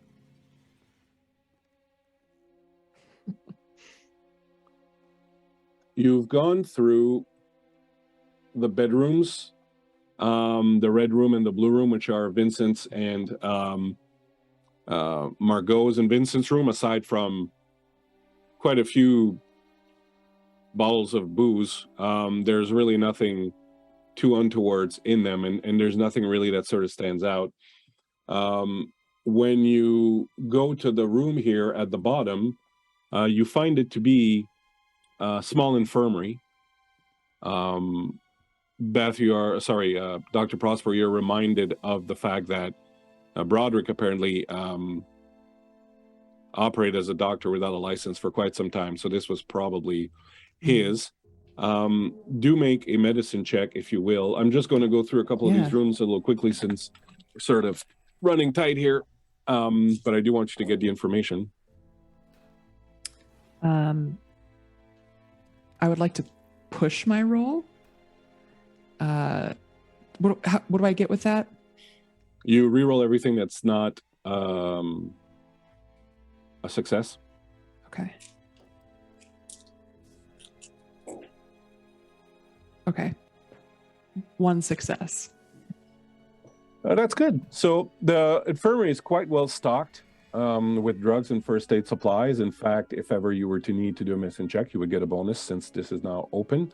You do notice that there's a bit of a small alchemy set kit there, and that it has been used recently, though it's kind of difficult to say what it was used for. But when you check into it, there's a mortar there, and when you run your finger in the bottom of it, it comes away with flecks of purple dust. And is there anything in this room that would perhaps be for making a tea or No. I mean, Okay. whatever was crushed in there could probably put in a tea, but Okay. would you make your medicine roll was a 1, right? One success. Okay, also, by the way, you have a mental condition now. Yeah, I sure do. I'm angry that I didn't think of this before. But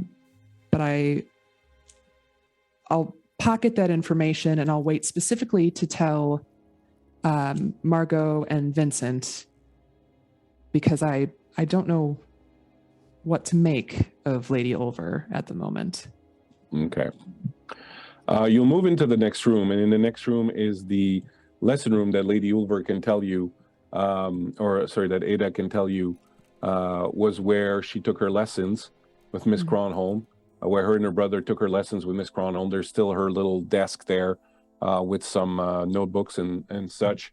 Would you, the two of you, give me an investigation roll, please, while you're in this room? One of you can help the other one. I might help you. Mine's not amazing. Sure. Okay. 1 success. All right. You find at the piano there are a bunch of partitions, which Ada would tell you there are partitions when she practices and plays. But behind them, there's like an older partition notebook that's kind of backwards and sort of stuck in between all of them. And when you pull these out and sort of look at them, that one looks different, like it's completely different music, and it's a little older. But there is a place to write a name, and where the name should be written, it is written I. Cronholm. Okay. I think this is rather interesting. What's Miss Cronholm's first name, Ada? Carla. Do I know it? Okay, Carla. Okay. And did she have any children of her own? Not that I know of, right? So, like, I would not have heard of. Give me just give me a logic roll, just straight up. Okay. Straight up logic. Me, right? Yes, you, please. Ada. Okay. Those were. I literally just rolled 5 ones. No. So, yeah. Wow. No. No success. I don't really pay attention to Miss Cronholm. No, you know that she never mentioned a child or anything like that, but. Do you think I should push it? Is it worth it? Your call. I mean, maybe Vincent and Margot found something that would indicate who this I Cronholm is, but I should try to remember anyway. You can use your advantage if you want. Okay, I'm using my advantage. 2 extra dice. I am rolling like I didn't get one. Right. No, you try really hard so much. The dice I have literally just spoken. rolled 6 more dice and get a mental not a single condition. success. You get- I am frightened. No, I'll take a Hopeless. mental condition of just I'm hopeless. I have no idea. All right. You will continue searching. You will find Roderick in his room, asleep, resting, and then you will come to your room, Ada, and you will remember that this is the room through which the specter last night fled. You have no clue where it could have gone, and there's nothing in the room that sort of would indicate where the specter could have gone, except on the far wall. When you come in and inspect it, on the far wall here, there appears to be frost still lingering on the wall itself. Can I get closer to the frost? Try You to. can. I would like to maybe try to learn more about like what this is. Okay. Can I do that, or when I just need to do investigation? Well, what is it you're trying to learn? I suppose I'm trying to learn where this specter went. Well, it appears it went through the wall somehow here. Right, but I wouldn't know of anything beyond this wall, right? Do you want to check it closer? What's that what you want to do? Yeah, I guess I'll look closer. Okay, I thought you wanted to know about the frost, so that's why I was asking. What is it? Okay. Frost. All right, go ahead and make an investigation check, the two of you. One Maybe of I'll roll better this time. I'll can add help a you. dice for her helping you. Okay, that's at least 1. Okay, that's all you need. Yeah, just 1. As you approach the wall and start touching it, you kind of get almost like muscle memory or instinct, and your hand moves along the molding of the wall, and eventually you find a piece of molding that moves, and when you move it, there's a panel that pops open, and you kind of get the feeling you've done this before. It seems very familiar to you. And when you open it, you do discover a bit of a doorway that leads you here. I think I would tell the doctor, something about this feels strangely familiar. In this room, there are several stuffed heads of animals all around the room. There's a fireplace that is empty, and all the various pieces of furniture are covered in dust cloth. And this room seems fairly familiar to you.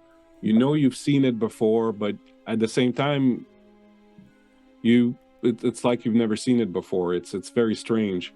Almost as if I've seen it in a dream or something. Almost. And the only thing that kind of sticks out as you take a look at the room is there seems to be a bullet hole in one of the walls. Could it be from... Did Margot fire her gun?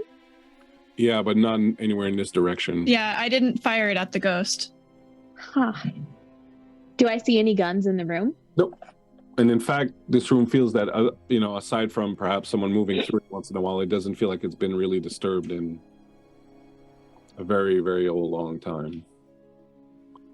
Do I see like any other doors or entrances? Yeah, else? there is a door at the bottom there. Okay, I would go open that door, I think. When you open Is the doctor door, with me? Yeah. Am I alone? I'm Okay. following all along. Mm-hmm. Here, When you open that door, you see a room entirely painted in yellow. Ooh. There's a big broad window that is open, sunlight filtering in. There's a yellow chair that is sitting right in the middle of the room, staring outside of the window. And the room is filled with yellow flowers, all fairly fresh. I don't know. Would I be able to identify the flowers just given Sure, they are my random studies? yellow flowers. I've been given them. There are Great. what are know, yellow it's- flowers? Yellow roses, I guess, or something. It's like Sure. funny because I say to the doctor, I don't remember a whole lot about my mother, but I do remember that yellow was her favorite. And what does the temperature feel like in this room? Very cold. Okay. There's a book here. Oh. Lying there, someone has been in here reading it. The book is called The World of Spirits and the State of Man After Death, From Things Heard and Seen, being selections from his work entitled Heaven and Hell by Emanuel Swedenborg. I want to think- skim through that. It is mostly Swedenborg was a Swedish pluralistic Christian theologian, scientist, philosopher, and mystic who died in 1772, and he talked a lot about how angels follow us and talk to us, and that there's ways of communicating with him through this language called the Enochian tongue. And nothing of it seems to really, be of immediate concern, except that it does seem to be concerned with questions of the afterlife and ghosts and things of that nature. I would like to take the book and sit in the chair and see if I remember anything or if I No, in recall fact, this it feels place. kind of wrong. Like you shouldn't be sitting here, and it's not. It doesn't feel like you've ever done this before. Okay, I get up immediately. I'm like, I have never sat here or been here before. But I do have a memory of the previous room, which is odd. This room feels familiar in the sense that you think you've been in it, But not you sat in that chair. would never have sat here, and you would never have lingered here.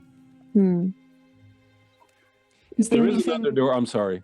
Yeah. Is there anything beyond this room? There is another Yeah. door that leads to just a little room, and then there's in the other room, there's a big metal door that is locked with a big sort of key lock in the middle of it. It seems Do I have the tower. key on me? The key you that don't, but you did put them back in your room, so you can go and get them if you want. It's interesting. When I woke up this morning, the keys were left out. I'm gonna go grab them really quick. So I run and grab the keys and bring them back and see if maybe they open this door. And when you use them, you certainly get a sense of familiarity, like you've done this several times before, at various times. And when you open it, you find yourself in the top of the tower, and in that room, you see a massive library, alchemy equipment, other tools and items of esoteric nature, drawings on the floor, sigils and symbols, all seemingly occult in nature. And as you're pondering this, we will briefly go over to our friends who have climbed up. Have climbed up the stairs, the yellow stairs, and arrived at a door. And you can see on the side there, Vincent, the window that leads to your bedroom. And there's a door. And as you approach the door, both of you, you get this very strong smell of smoke, of lingering smoke, of old smoke, wet wood that has been burnt, that you smelled the night before. And it's really, really pungent here. Well, go ahead. She nods at the door. Oh, I will go in. I will The door is locked. investigate. The door. locked. I might have something for this. She'll kind of push you aside, Vincent, Yeah. and produce some lockpicks. And try and go out the door. Give me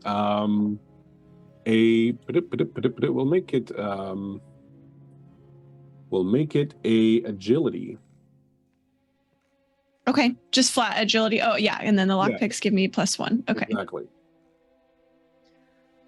Agility. Oh, Your is there any way I could convince you that maybe but this you is should precision? Yeah, it should be precision. So make it a stealth and precision. Okay, Plus I that do bonus. like that better. Stealth and precision plus your lockpick skill. Okay. The lockpick bonus. You also do have an advantage if you want. Okay, I got 1 success. That's good. So you Okay, good. manage with a little bit of effort to click it open, and when you open the door, the smell of smoke and burnt material just assaults your nose. And as you open it, you find this room that has been devastated by a fire. The bed, the walls, the furniture has all been burnt and destroyed. The bedding is ripped off the bed. The carpet has been charred. And the wood paneling in this room is just completely charred and obviously was soaked at some point to prevent the entire house going up in flames. Oh la vache. As you take this in, we'll take a break and come back and explore exactly what it's because we've been going on for a while. So we'll take a short break, very short break. Don't go anywhere. We'll be right back to discover exactly what these two rooms are all about. Thank you very much.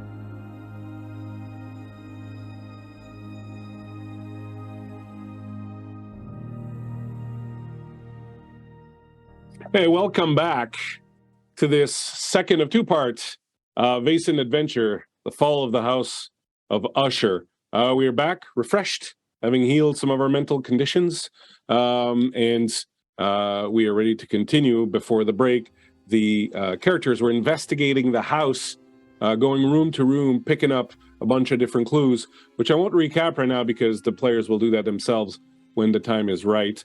We will rather jump in right away with a couple of discoveries the players made. Dr. Prospero and Ada having discovered a secret panel that leads to a room in the tower that appears to be some sort of esoteric library with various esoteric devices in it. And the scene where we begin right now with Margot and Vincent as they have broken through, or rather picked the lock of the door that was at the top of the golden stairwell and opened up on a room that has been devastated by fire a long time ago, it would seem, but has been left the way it is. As we return then, Vincent, Margot, you find yourself in this room. The beds, the floors, everything has been scorched some long while ago, but that smell of smoke just stays in the wood that was drenched in water as someone tried to put it out before the entire house went. But it seems this room has remained undisturbed for some time. Well, that explains the smell. Indeed. Are there any does it look like this room has been disturbed at all since the fire? There's no footprints in like the soot or anything. Go ahead and give me the old investigation. Okay. I will assist. Adrian, I've been meaning to remind you, I will give you a second advantage because you got one last night for playing the piano but never got to use it. So you will have 2 advantages. I don't know if you used one already, but you would have started the evening with 2. Sounds good. Thank you. 3 6s. Wow, 666. So, and I think someone else rolled that earlier and I didn't mention this, but I have a house rule. When people roll 666, the number of the beast, they get extra bonus special action. There's not much to find in this room, so unfortunately I can't give you that, but I will do the same and give you an extra advantage to carry with you. And who rolled? There was somebody else who rolled 3 6s earlier. I think it was also me. It was also you, you know. Can I just make it extra flashy and super impress Vincent since he's the only one here to see this? Absolutely. So this is the information that you get. This room is easily several decades has been in this state. The furniture, even though it is burned to a crisp, and the bedding, even though it is also burnt to a crisp, you recognize as a style that was in fashion in the late 1700s, middle 1700s. There is definitely some footsteps in the dust and the ash and whatnot out on the floor, and they are the only footsteps really that have been in here in recent times, and they are quite fresh, and they lead directly to the mantelpiece of the fireplace, where you see a box, a wooden box, very clean, totally undamaged by fire or covered by soot or anything, standing there. Okay. Maybe with my extra 6, can I follow the footprints perfectly so as to not leave another set and make my way to the mantelpiece? You absolutely can. Okay. I'll grab it. It's small, I presume? Yeah, it's fairly small, yeah. I'll grab it and check it out. Well, I'll walk back over, following the footsteps back over to Vincent and open it together. Yeah, absolutely. It is locked, but with your deft hands and your lockpick, you manage to quickly pop it open. Inside, you find something that perhaps bemuses you a little bit, though I'm happy to give you a roll to see if you need it, but you find little bags, sort of like, little white bags. No, I don't want to say tea bags, but they're kind of like little bags, sort of like that, like a little pouch. And you do notice several herbs that have a sort of purplish color in them, and there's 5 little bags stashed away in here. I'm happy to give you a medicine check if you want to see if you recognize but perhaps somebody else will be better suited for that, but you're welcome to give it the old college try. I'm gonna, I won't speak for Vincent. I won't take that check. Vincent, do you? No, I won't. I Okay. won't attempt to be an herbologist or anything. Yeah, I think what all she'll do is maybe hold up the box next to the flower that she stuck in Vincent's jacket to kind of like compare the color. There's certainly same flavor of purple going on in the crushed herb. Taste the flower a little bit. You could. Yeah. You could. It's not gonna... I don't want to. I don't trust it. All right. I think we take this with us. She'll snap it closed. Yeah, I think so. I think there are definitely others who might be able to surmise what this is. Yes. I believe we have many things to share. Perhaps it is time to return. Indeed. Please lead the way. And I want to make special note that I have not even stepped foot into this room. So I was kind of like looking for a cat, and allowed her to go in, realize that there is none, or so that I can see.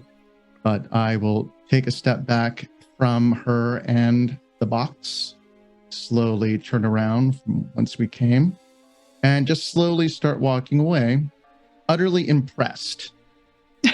And I just like, you truly are a great investigator.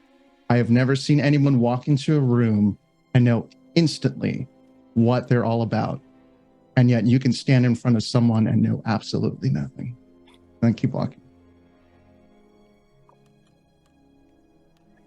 She'll sigh and shake her head a little like huff, and shut the door. And I guess this is a very dumb Tori question. Can you re-lock a door with lockpicks, or are you only able to unlock a door with lockpicks?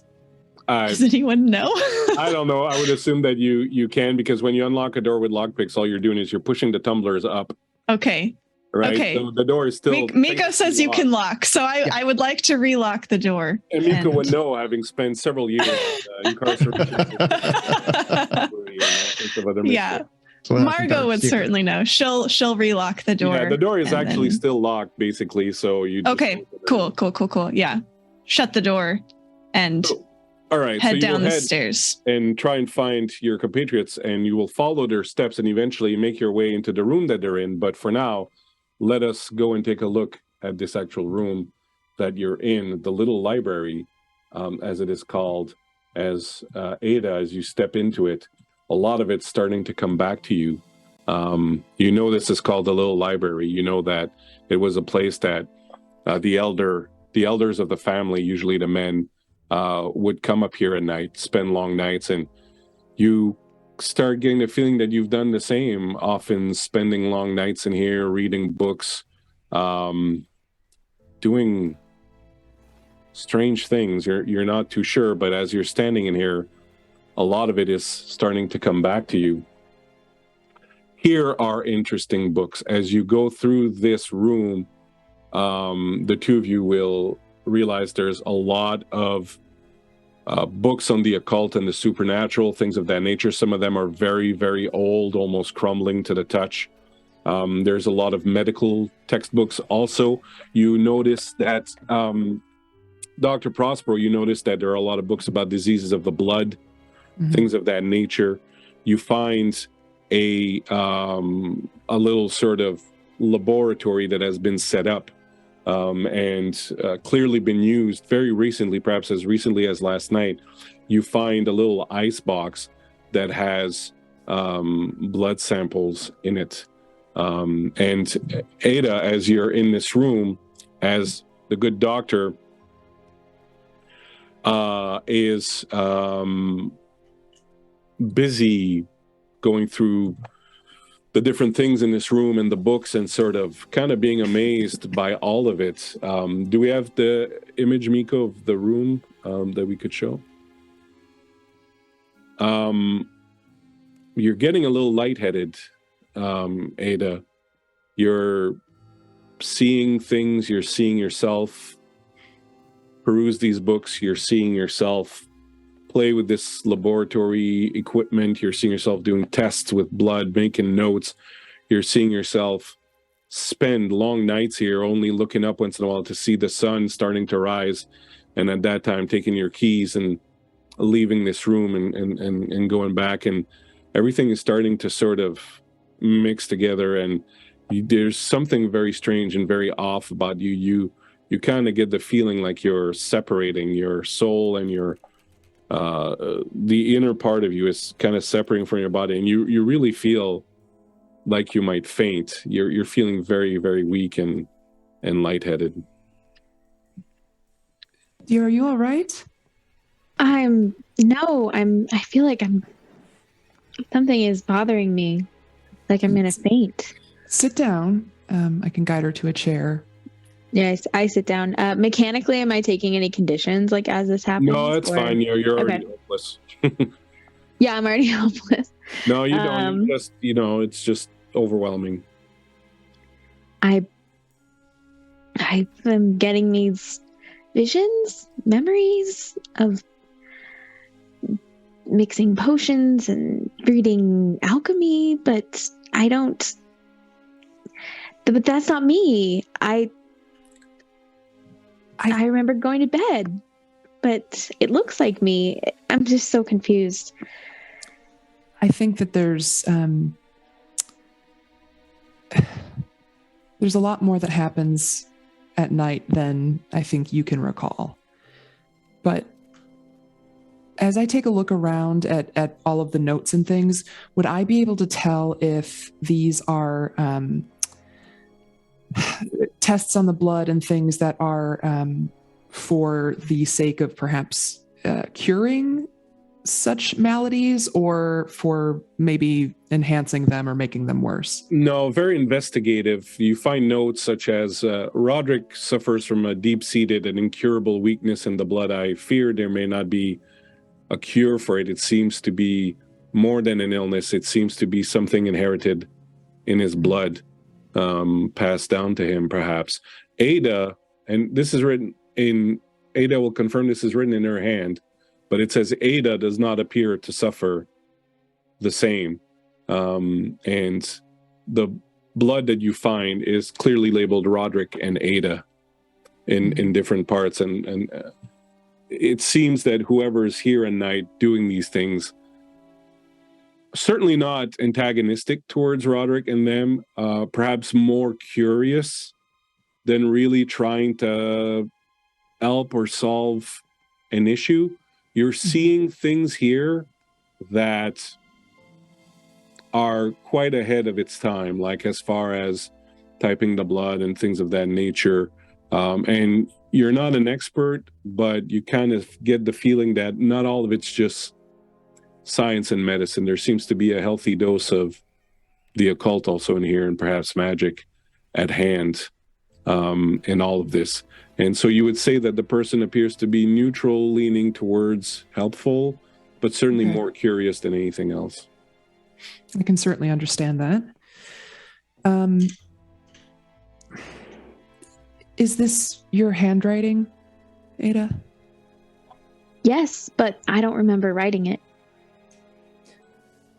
Do you ever change the way that those feathers are aligned on your pen? I look down at my pen and I just say, no, I wear it the same way every day. So you never would flip to perhaps the darker feather, just if it matched an outfit or something along those lines? It's never occurred to me. I just wear it the same way every day. It's one of those things. It's like, why would I put my necklace on backwards, right? That's the way it goes, I think. Sure. I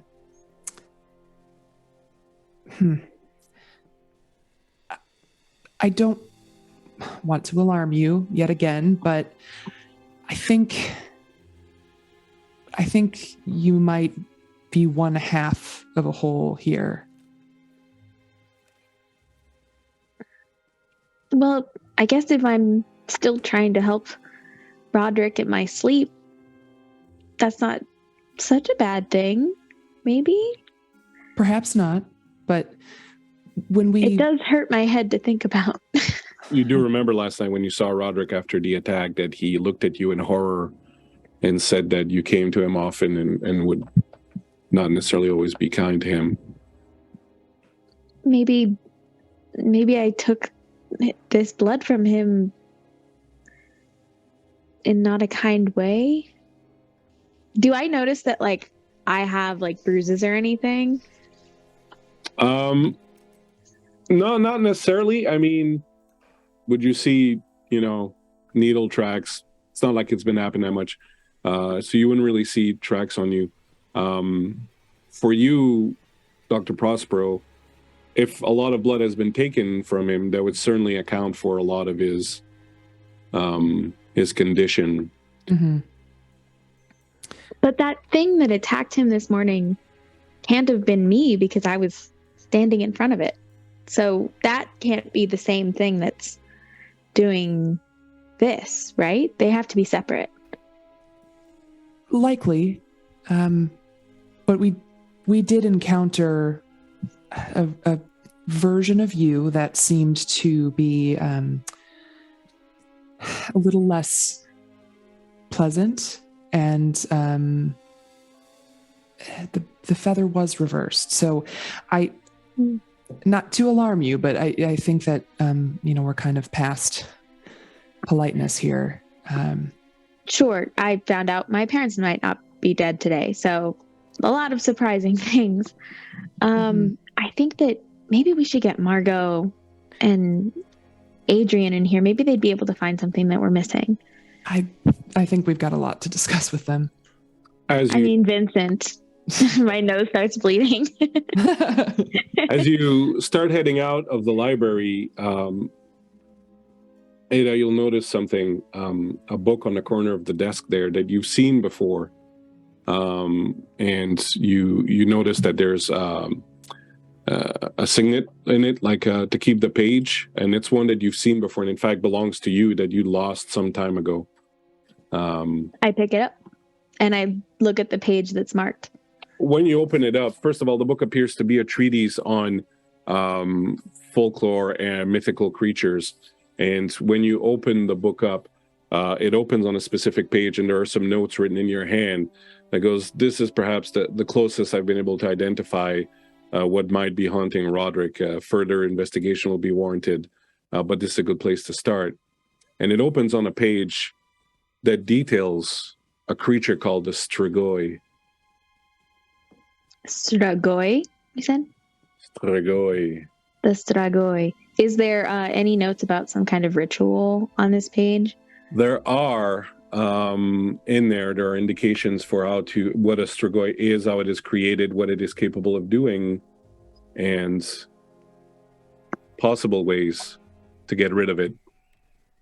Okay, so mechanically, I guess as the player, my question is this the kind of ritual that you would use like in a confrontation with a Vaesen? Yeah. Okay, cool. Then I will hang on to this.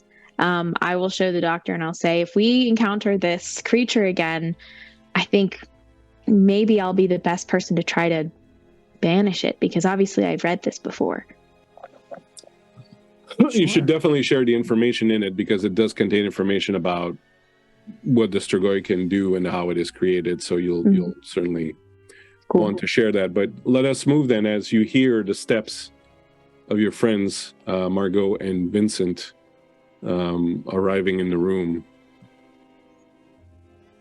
You are, of course, see the room with the heads, and then the yellow room with the yellow flowers all around in it, fairly fresh, as if they were delivered this week. And another door that leads to this dark and mysterious little library and laboratory in the top of the tower. Hello, Lady Ada? Doctor? We're in here. We found a tower, and it's pretty creepy. Oui, I can see that. Were you able to uncover anything new? Yes. A few things. Do you wish to discuss here? Or Well, I suppose that's up to Ada. I guess for the sake of time, should we just say that we share everything that we know? Well, I would like you to actually do it since. yeah, Okay. I mean, well, I think that much is clear, but I think we probably Yeah. need to make the connections and figure out. Gotcha. But So start sharing what you have, and I'm sure the connections will come about. So I think it's safe to speak here. you find chairs and pull them together and start laying out on the desk the different pieces and bits of information that you have. our murder board. Who wishes to begin? Well, I'd be happy to start. We have quite a bit of information to discuss here.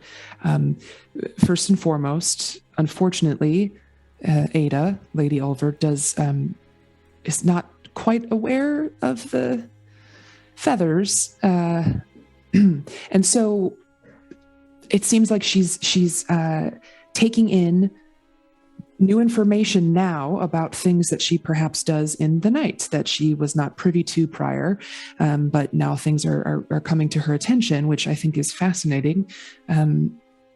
By that rationale, will she not remember what you have told her at night? I don't know. It seems like it might be possible, but I don't want to draw any conclusions without, testing it a little further. I also, Uncle Broderick, was absolutely a poet. Most likely, he is the poet that was writing poems to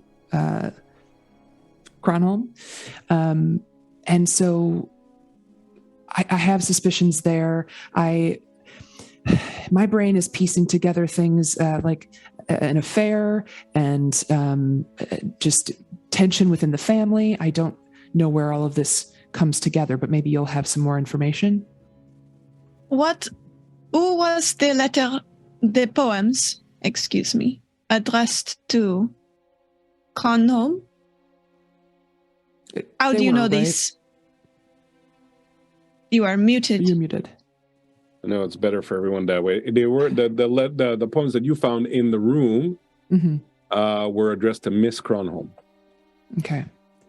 And then we found a book of poems written by my uncle, and some of the poems seem to mirror the poems written to Cronholm. And what was the dedication in that book? To I, Cronholm. No, it was just What is? Oh, just I? Okay. What is Miss Cronholm's first name? Cara, right? Carla. Carla. Erla? Mm. So, We found a letter addressed to, signed. Was it signed or addressed to Ingrid, Chris? It was signed by. Signed by someone named Ingrid. okay. So that could be the I, or there's also Inga, perhaps as well. You remember the songbook you found also? Oh yes, and I'll take that out. We can show them. This could be helpful potentially. I know that Vincent, you did such a wonderful job playing your own music, but if this is flagged in some way, then maybe we could use this as well. The book was signed as it belonged to I, Cronholm. Okay. The letter from Ingrid, it was addressed to Miss Cronholm. Her a mother. mother. So Perhaps Cronholm's daughter, who we don't know, something happened to her. Would you, now that you're faced with new information, Ada, would you mind giving me, let's see if you can remember anything about that. Would you mind giving me a learning? I'm very good at that, so absolutely I will. Doesn't mean I'll succeed, though. My God. Okay. 1 success out of 9. That's good. We take those. Yeah. you do distantly remember someone coming to visit. You were told it was one of your cousin. It was a young girl. It was a little bit older than you. Like I'm talking like late teens easily. She was here. You were young, so you don't remember too much, but she was here a little bit before the fire incident and a few years after. And then you just remember her as being a cousin, and come to think of it, you think she was called Ingrid, but she left very overnight one night and you never got to say goodbye, and she was just gone. I share that with the group. Timeline wise, would that have been before my uncle died? Just before. She arrived a few years before and was here a couple of years after. Okay. So before and after the fire. That's right. That my uncle passed away in. Okay. As we're laying out evidence, I think Ada would likely point out the reason we found this room is because we followed the specter, what was it called again? Strigoi. The Strigoi. We followed this Strigoi through my bedroom wall into this room with the flowers, and then we found information on the Strigoi here in this workshop. And I'm wondering now if perhaps these fresh flowers and this interesting chair is for the Strigoi to appease it, because Krakauer said that Miss Kronholm is aware of these things. I would say so, as Miss Kronholm is ordering the flowers. The yellow flowers. Interesting. Yes. And I think actually she has a lot to answer to. And I will, in my coat, bring out a stack of letters. You found this in her room. Oh, I read through the letters and I realized that she had never sent my mother the letters that I wrote all those years. And I kind of collapse into the chair and I'm quiet for a while. Give her a little sip of my flask. Like, you're going to need this. Oh, I've never had this before. Oh. You realize Probably, Lady Ulver probably has. Yeah. And it does have an inscription on it. It's on my hip flask. It's my memento. And it does appropriately say in vino veritas as you drink it. Amazing. Can that heal my mental? It absolutely does. You are no longer hopeless. Cool. As the I take a alcohol shot leaves and you. I feel so much more hope than I did before. Things just seem to matter less a bit. Even though I just found Wow. out that my parents thought I never wrote to them, but it's fine. I feel great. Mm. What else? Well, we did find a small room that looked like someone had alchemical tools and things. Found residue of the purple flowers. And we also found these, and pointing to his pocket, she'll pull out the box and show Dr. Prospero the little sachets of ground up something. What are these for? Do you know? I would imagine that these are poisonous plants that are being used to perhaps keep someone ill. Would you like to make a medicine check or a learning check? I would love to. Go right ahead. Now you're in the library. You can add 2 dice to your roll. Come on, 6s. Ooh, 2 6s. Once you put together the herbs that you saw outside, the plants you saw outside, the fact that they were crushed into a powder, the way they're presented to you now, you know that certain plants, including the plants that are outside, the Foxglove, oleander. oleander, and the other one, can be used to process something called digitalis, which is often used to treat heart conditions, but if taken in too great a quantity, can actually provoke heart attacks. The things you end up researching. That doesn't bode well. As you say that, Ada recalls that a few of her grandparents died of heart attacks. My grandfather Anders and Linnea died of heart attacks. Could it have been? I wouldn't rule anything out at this point. As a matter of fact, Lady Ada, I do remember my father suspecting poison in that case. That would make sense. Perhaps you are right. But who poisoned them? Could it have been my uncle? Some kind of inheritance? Someone with a green thumb, I suppose. I see you found your little hidey hole. Is that Miss Cronholm? Yes, it is. Oh, no. She looks very, very deflated. Very, very somber. Very weak, almost. Cronholm, you never sent these letters to my parents. I You never said lied. they were for your I never said they were for your parents. I said they were for your mother, and your mother did receive them. Are you saying you are my mother? And she sits down, and as she does, Vincent, you can see it now, that picture that you found.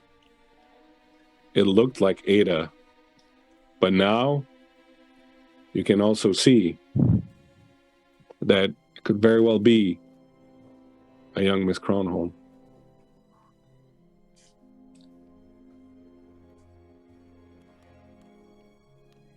I'm looking over towards Margot because I know she still has the picture, but I'm not like an owl with its beak open, like very slow.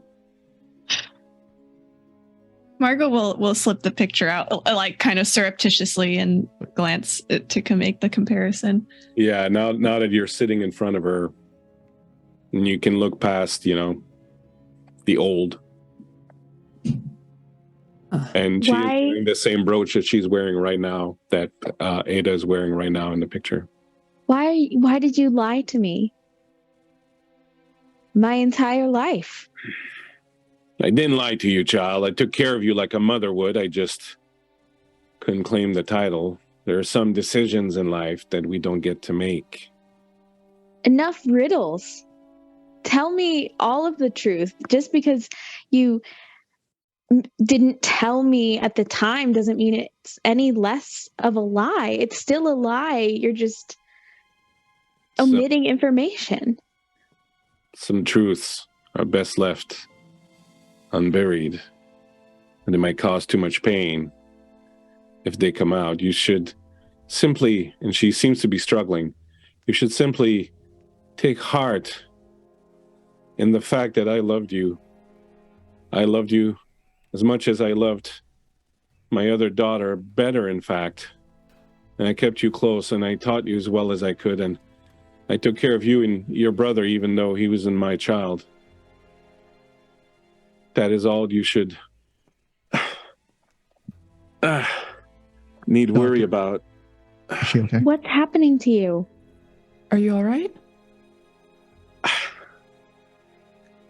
Come, sit I down. will be soon enough. It's not a heart issue, is it?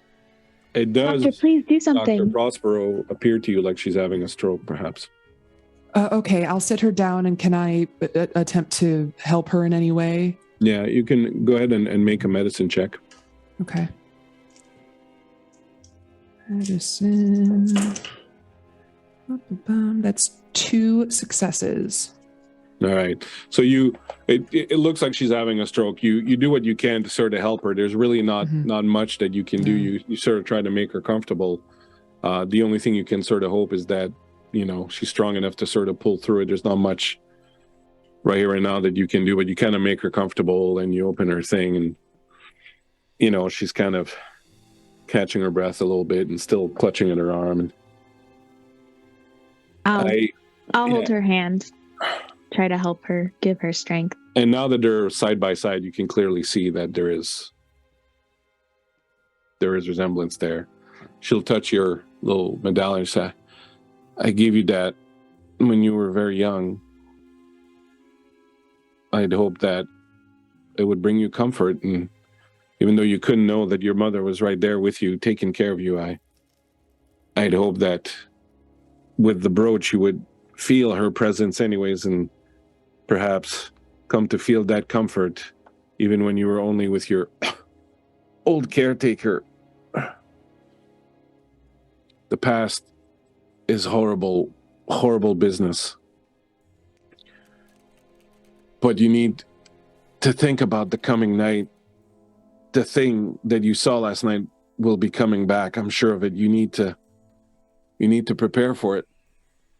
Have you been keeping it at bay all these years? I have not. I've never seen it. I don't even know what it is. No, I told you your mother loved yellow flowers. You love yellow flowers. Yellow flowers. This was my little nook where I would come when you were busy in the tower at night to simply be near you and get some rest.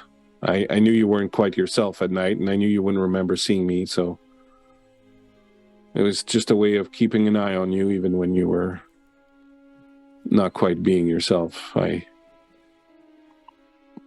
never knew, and I'm still confused and angry, and I'm sorry for shouting at you before. I know that you love me and you've taken care of me all these years. I'm learning a lot today, and it's overwhelming.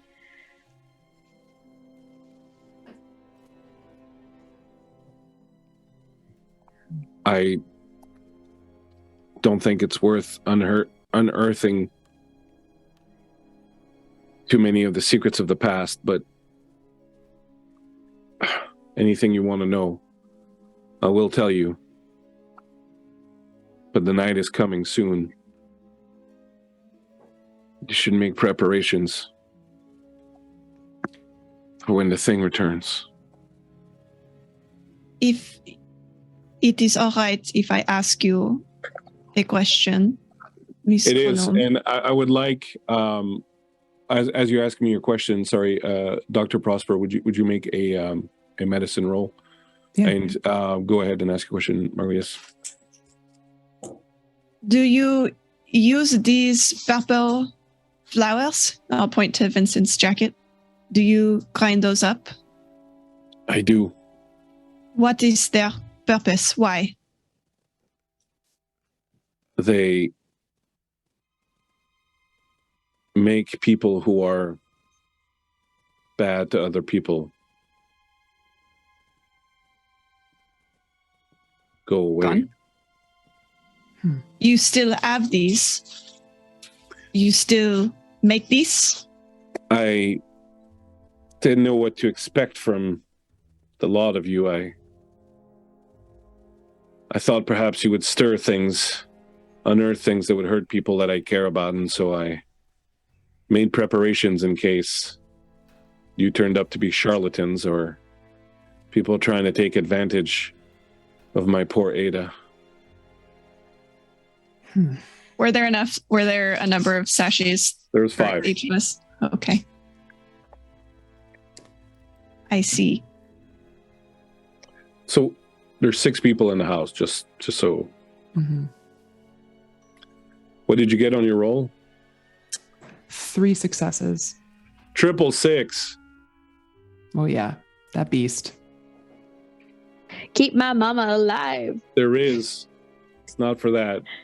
There is a family resemblance between Miss Cronholm and Ada, but the age just don't work.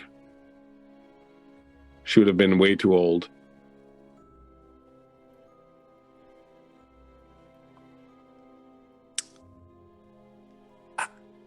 I'm curious. Who's Ada's father? Broderick. Broderick is Ada's father. My uncle? I thought as much. Is that where my aunt hated me? Yes. You reminded her too much of your mother. And what do you make of? I mean, you have to admit it's rather obvious. I don't mean to offend, but she looks a fair bit younger than your child might be.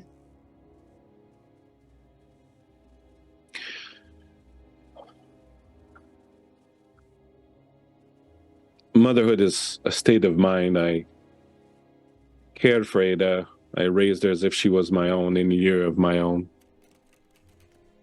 We are family. Perhaps Ada didn't come from my womb, but she came from a womb of my family, and so she is mine. I let go of her hand and I back away. So you're my grandmother then, aren't you? I am. What happened to Ingrid?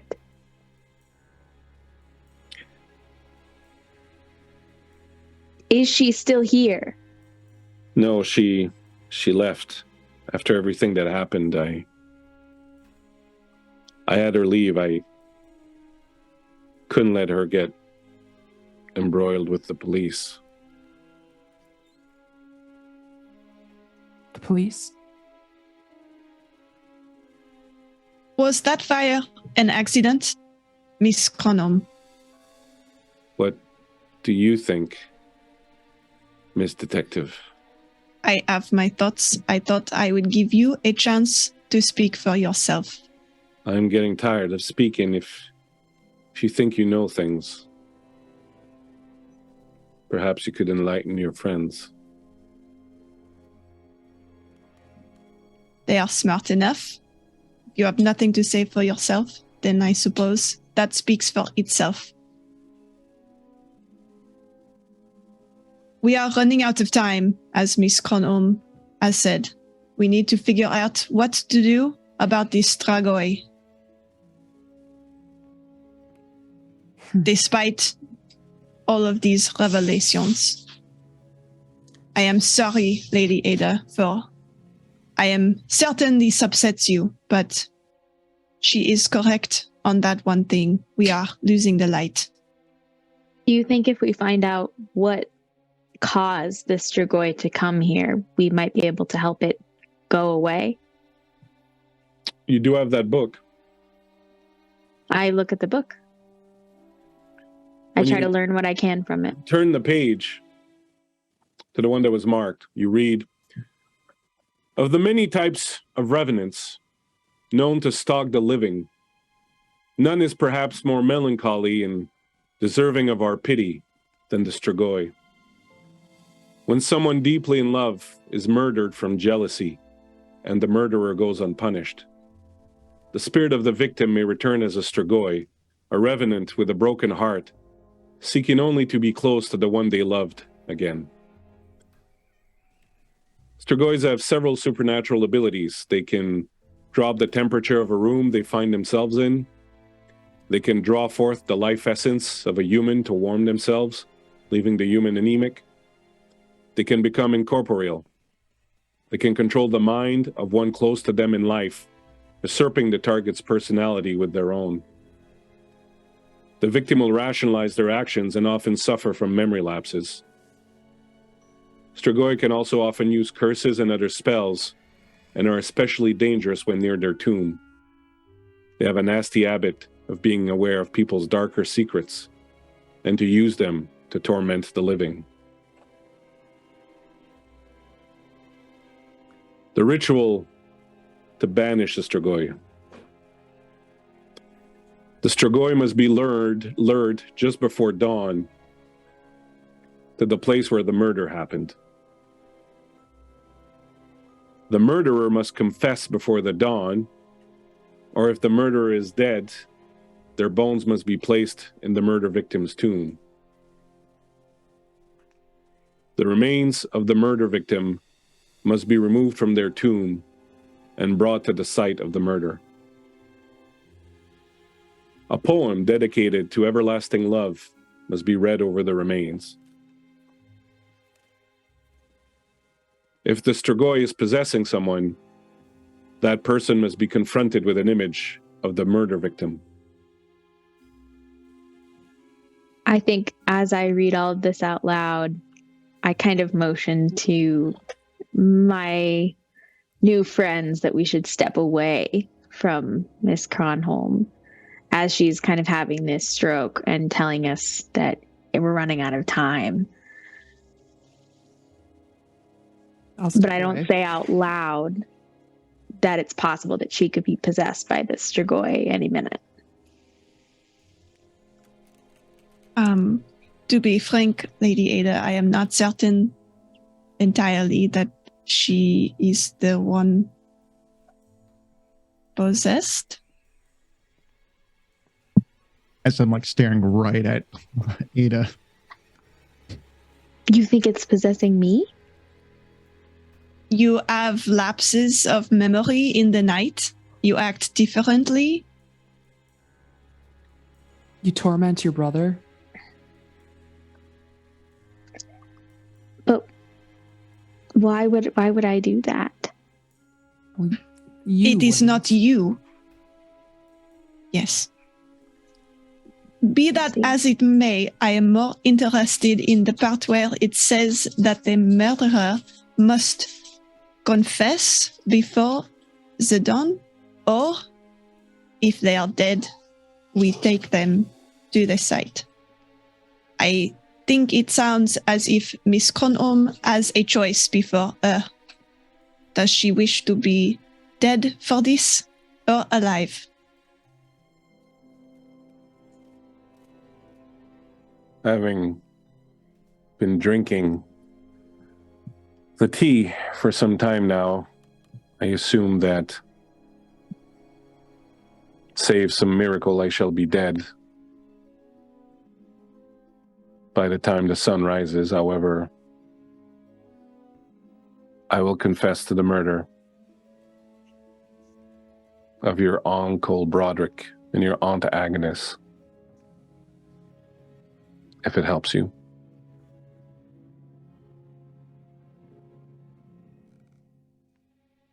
I did it to protect my daughter. Your uncle and aunt were not meant to suffer. I'd given them something to drink to make sure that they would be asleep.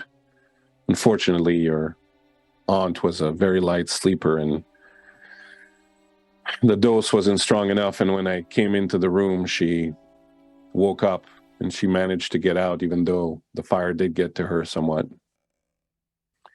She didn't see me and was convinced that it was Ingrid and would not hear otherwise, so I sent Ingrid away. Your aunt lived on for some time, but for all intents and purposes, I murdered her that night because she eventually died from a broken heart of her poor Broderick having died, having loved somebody else. Strigoi is my aunt. I believe so. You are very much like her in the evenings.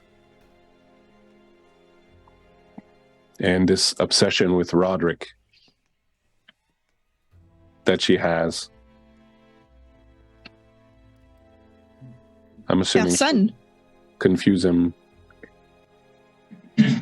She may confuse him for Broderick. They do look I a lot understand. alike. They look alike because Broderick is their son. All right. We have quite a few things to do before all of this happens. I will go find the picture of Broderick. We need the Because that's one of the things we need. the murder victim. Yeah. Yeah, but the Well, murder but- in this case, it would be Agnes. Yeah, Oh, okay. Agnes. Okay. Sorry. I thought it was the person whose heart you were broken over. No, it's Gotcha. the person who becomes a Strigoi. So we need- I will we- go find her photo Yeah. from downstairs. Table talk real quick. That was a long list. We need Agnes's Yeah. picture to So the confront Strigoi must Lady be Ada. lured just before dawn. Before to the dawn. place where the murder happened, which would be The burning room, the Black Room, because Okay. she died later. That's literally the night the that burnt room. Okay. The murderer must confess before the dawn, which she has. The remains of the murder victim must be removed from their tomb and brought to the site of the murder. Okay, so we that. should talk to Kronholm So- about that. Go dig up Agnes's bones, bring him to the burnt room. A poem dedicated to everlasting love must be read over the remains. We have I think- that. Vincent can Yeah, handle no that. Sure, Yeah. I could do that. Do we have one that's written to? Oh, it's just dedicated to everlasting love generally. Yeah. Doesn't have to. Okay. If the Strigoi is possessing someone, that person must be confronted with that image of the murder victim. Yeah, that's why I was thinking I would hold the photo, because Yeah. then if I'm possessed, I'm literally holding it in my hands. I'm being confronted with it And by myself. a fairly fresh heart, that of an animal is fine, must be placed in the remains. Oh my.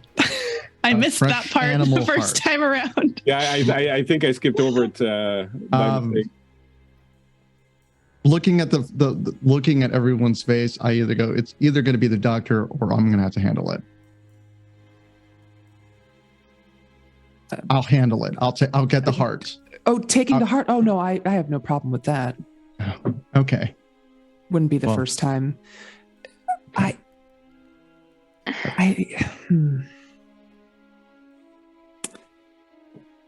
What's wrong? How old is Mitzi? Don't you dare touch Mitzi. I have an idea. Mitzi has plot armor, okay? You, Vincent, you do know where there's a recently killed animal. Do I? Recently killed animal. Oh, Oh, yes. Yes. Yes. I know where we can get it. Dead animal heart. You do. Where? It's close to my room. I didn't kill it, but I know where I put it. So hold on. We'll get it in a moment. Okay. I'll just go find the photo. I'll be right back. And I go get the photo. All right. and we can we go tell Krakauer to get those bones for us, please? Yeah. Since he's already digging up graves anyway. It seems to be Yeah, his might as specialty. well. Kind of his vocation. He's got a shovel. Does Yeah. anyone want to go with Krakauer? I'll go. Okay. So Doctor and Krakauer will go get the bones. Ada, you're getting the portrait. Vincent's getting the dead mouse. I guess I'll keep an eye on Kronholm. That's a good idea. Maybe, Someone should. Yeah, just I make know sure she's my should. grandmother. nothing but weird happens. I know she's my grandmother, but maybe keep her at gunpoint. She was just in prepared to case. poison all of us. So Yeah. That is true. I'm- Does I'm not so escape sorry me. about that. I'm so sorry about that, by the way. it is not the first time. It is all right. Not your fault.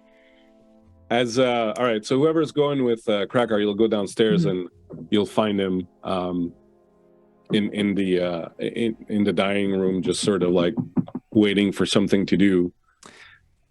I have a job for you. Right then, I like being useful. Do you mind if we go to the mausoleum? I have figure some- that's what you want to do. Yeah. So I fetch my shovel then. That's for the best. Yes. Right, This yeah. guy is the best. I know. I'll go with him and instruct him on, which body to dig up. Who's going? I am. Just you? Yeah. Okay. Uh-oh. Now I think it's a mistake. As you go down with him towards the graveyard, at least it's day, so it's not too spooky. Mhm. You'll approach the graveyard and you'll say, "Oh, I was out here the other night, and the night before you guys came, and I was doing some work on the fence over there, and I heard this banging in the crypt of the door of the crypt, rather. That's what Oh. sort of told me there was perhaps something afoot here. I've not dared to go check, but I would say, young lady, be prepared for some nasty business. I do have my shotgun. I don't suppose you know how to use one of those. I think I could figure it out.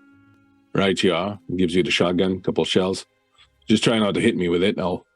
Usually Vaesen are very difficult to kill, I don't think we'll be facing a Vaesen in there. If we do, he opens his jacket and you see this very large knife that looks like a Viking blade that's Hunter's thing. This one will do the job, but usually the Vaesen are something else. So we'll see what happens. So you'll go down. Yeah. I was thinking, Margot, if you want, I could keep an eye on Cronholm if you wanted to go with Beth. I mean, with my Dr. nose starts Prospero. bleeding again. Prospero. What are these names? My head is just so confused. My life of solitude will follow me to death. It's okay. Are you going, Margot? If Lady Ada asks me, I guess I will. Because she doesn't want to admit to Lady Ava that she doesn't really want to go outside, but she doesn't feel like explaining that, so she'll hustle after Dr. Prospero and Krakauer, I suppose. Eyes to the skies until they reach the trees, and then she's just trying to focus. No problem. You don't spot any raven. You find him at the door of the crypt as Krakauer lovely. Some keys. And he's fiddling around with them, trying to open it. And as you're approaching, he says, I thought that knocking coming from inside this thing was not a good portent, so I locked the doors just to be on the safe side. You held knocking? Yeah. I might have And picked something else, but it sounded like knocking. Why did you not lead with this information? That seems... In light of everything else, I didn't think it mattered too much. Until we came down here, and now we're here, and I'm telling you. Oh, gosh.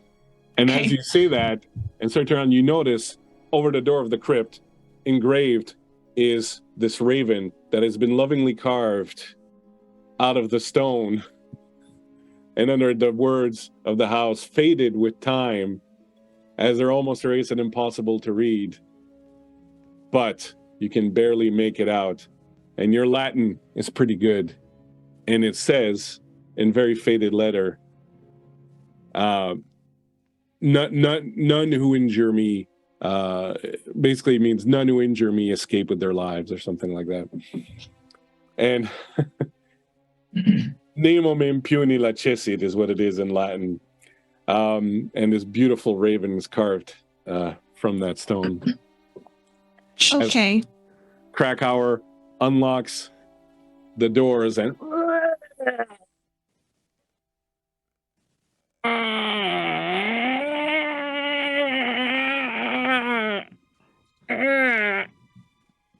I've got my pistol out. yeah, shotgun at the ready. I do a investigation check. Margot, I'll help you. Okay. Gosh, I feel like I should have a condition after all these freaking ravens everywhere. Okay. Ravens are nice. 2 successes. Nice. That's enough. And if you look at the map closely, you will notice that there are footsteps in the dust that lead from deeper in the crypt to the door, and seem to have spent some time there and then return. Human looking Yeah, footsteps, barefoot. just to clarify. Okay. Oh, Barefoot okay. human footsteps, looking very tiny and kind of crooked. okay. Let's just hurry this up. Please. I'll take out my lantern because I imagine it's dark in the crypt. Yeah, and but as you move forward, there are some lanterns also that you can light as you move in, so that you can create light as you move in. Krakauer's like well, I'm not saying I'd build a summer home here, but the stonework's quite nice. And as you arrive here and look inside, you see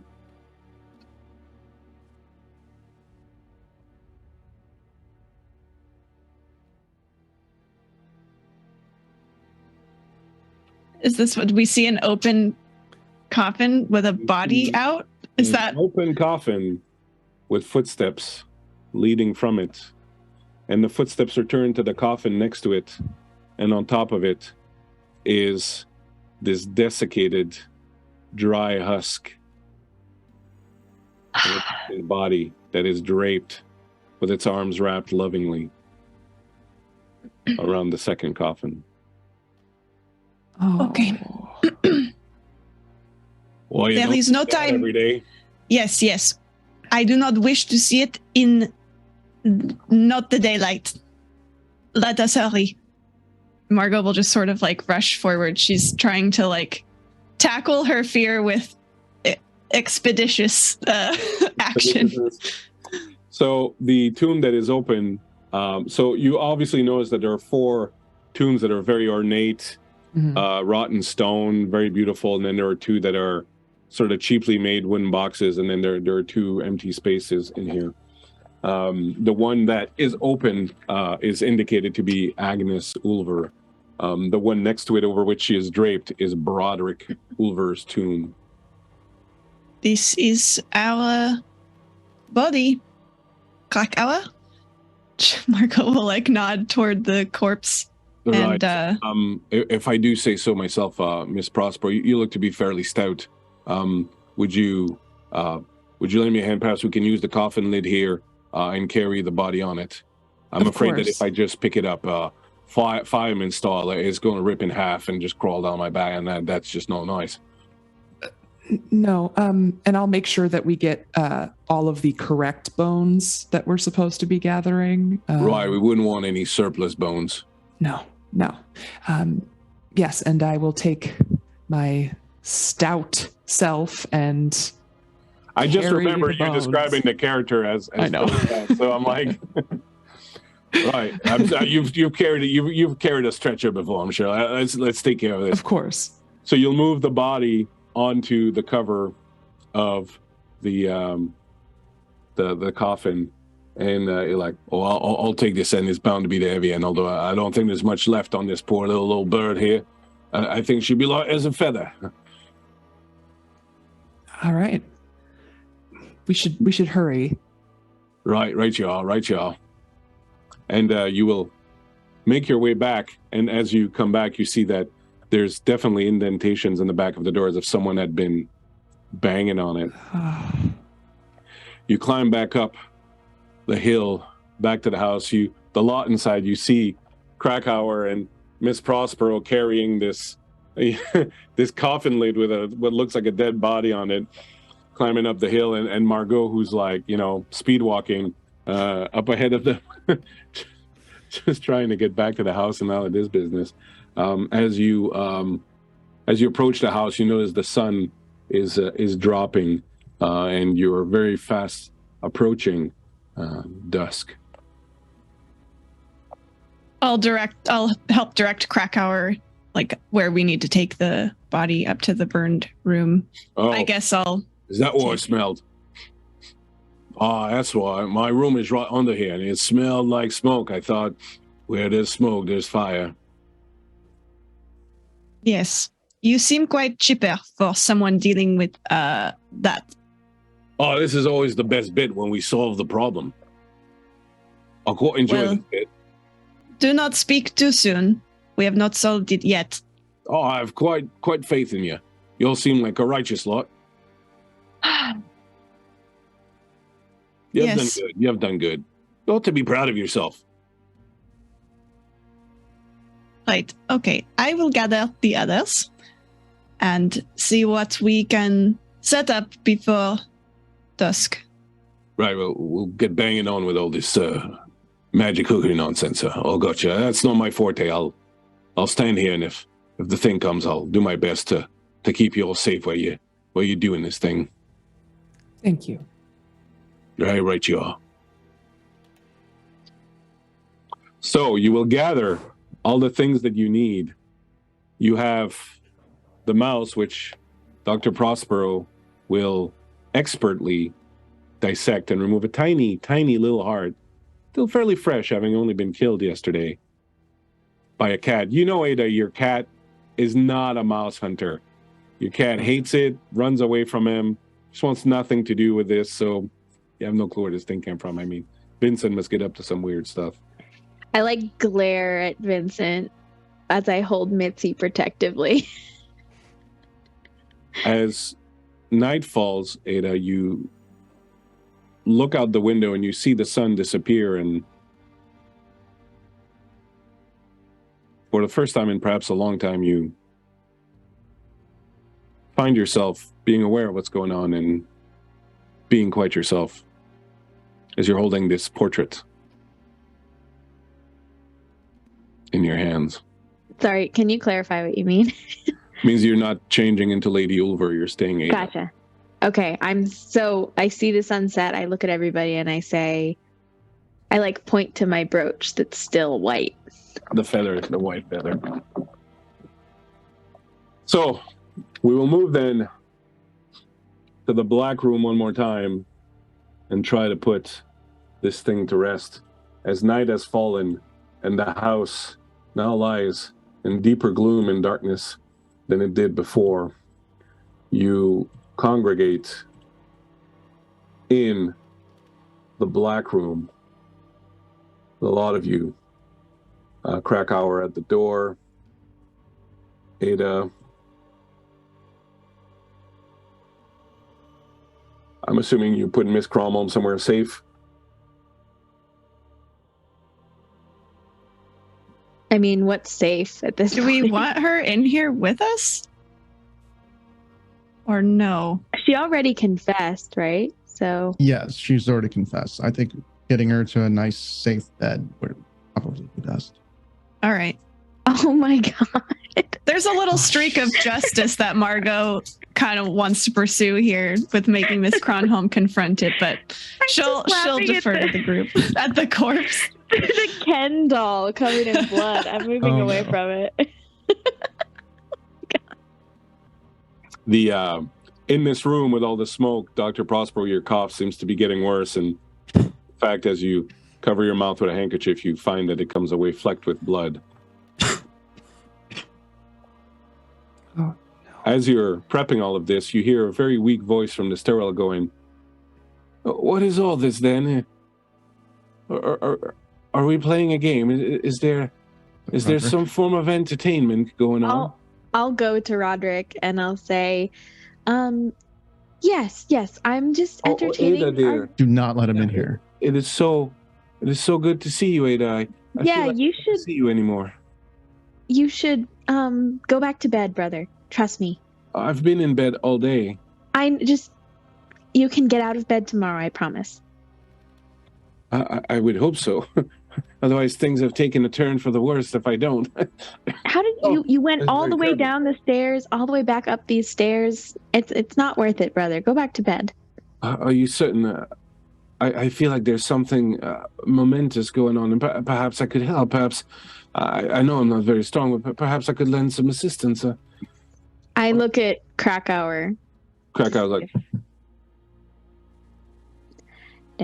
No, brother. Really, we're fine.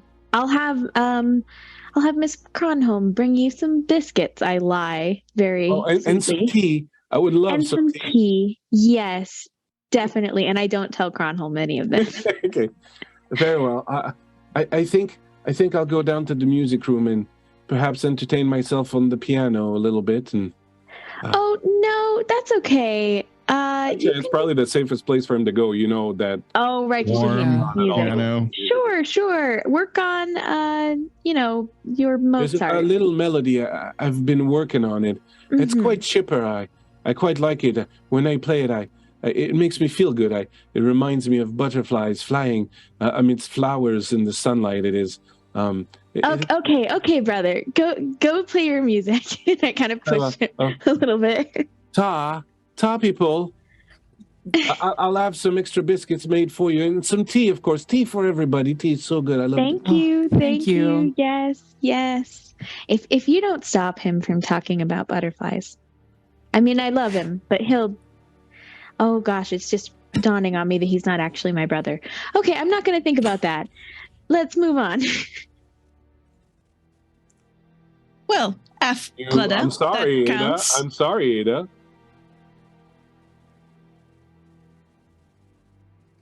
No, I thought he already left, didn't he? Yeah, but Yes. I'm just saying he's not your brother. I thought you said that he was born of different people. than me. He's half brother, right? Brother. Oh, he is. Oh, I thought he was like a cousin now. No, No, Oh, my he's bad. you share fathers. Broderick I see. is So your we're like a father and half his father. brother. And Gotcha. So Agnes, being obsessed with Broderick, confuses Roderick with Broderick, which is why she visits him. Gotcha. That makes sense.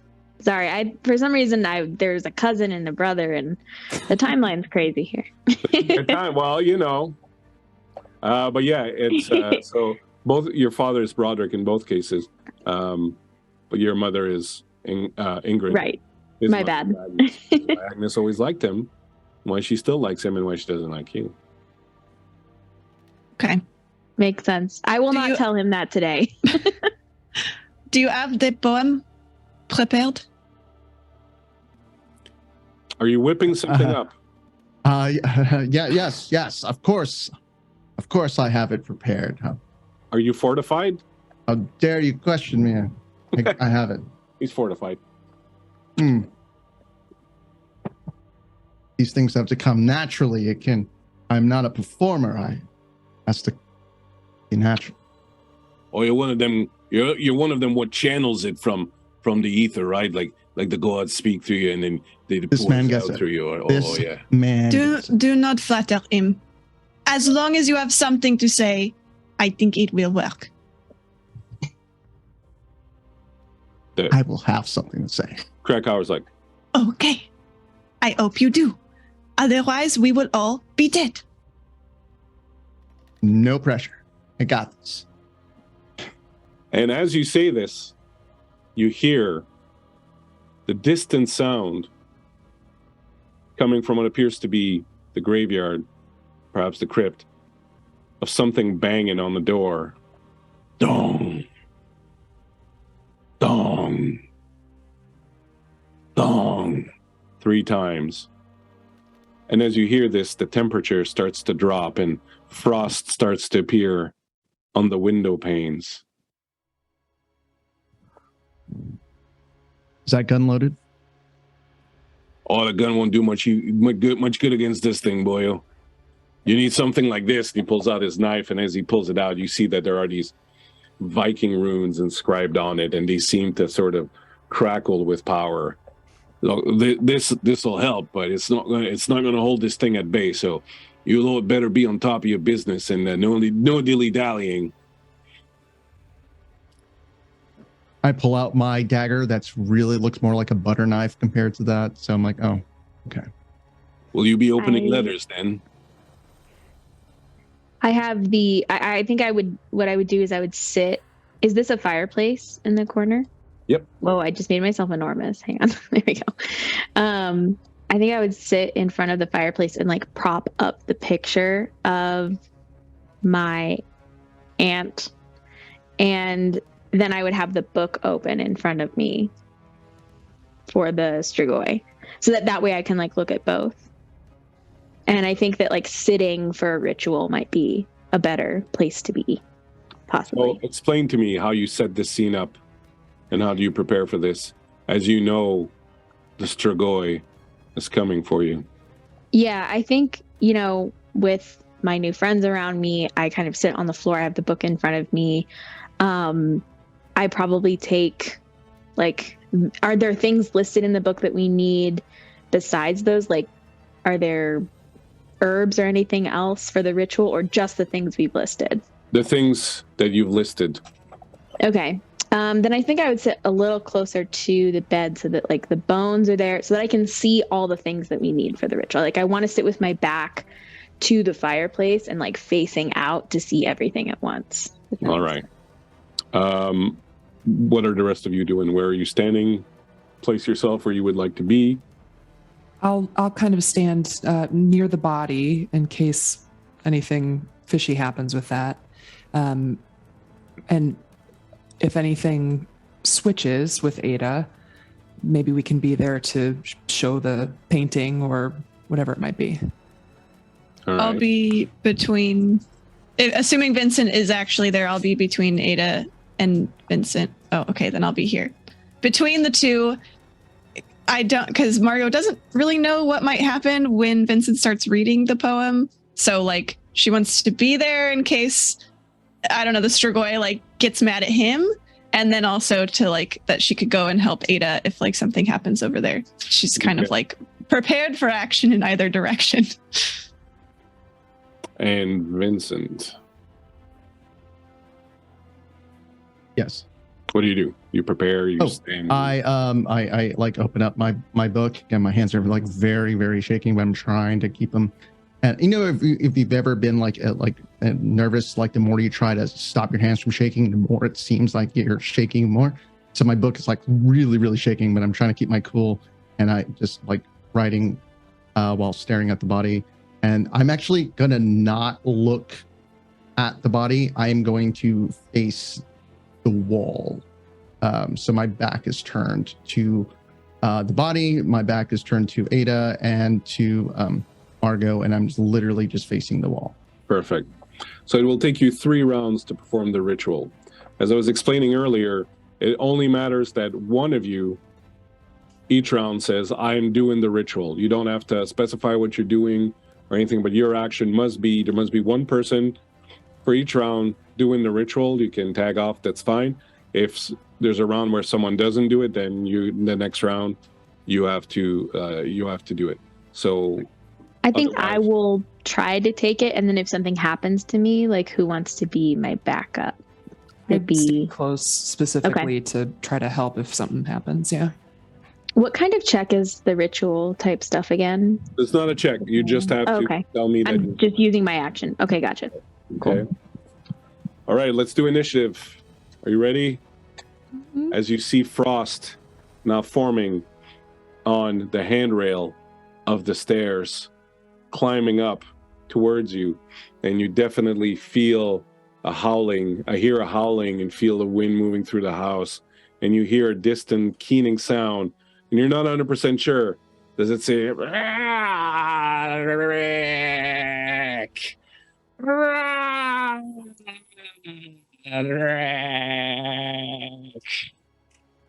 as it is coming up the stairs?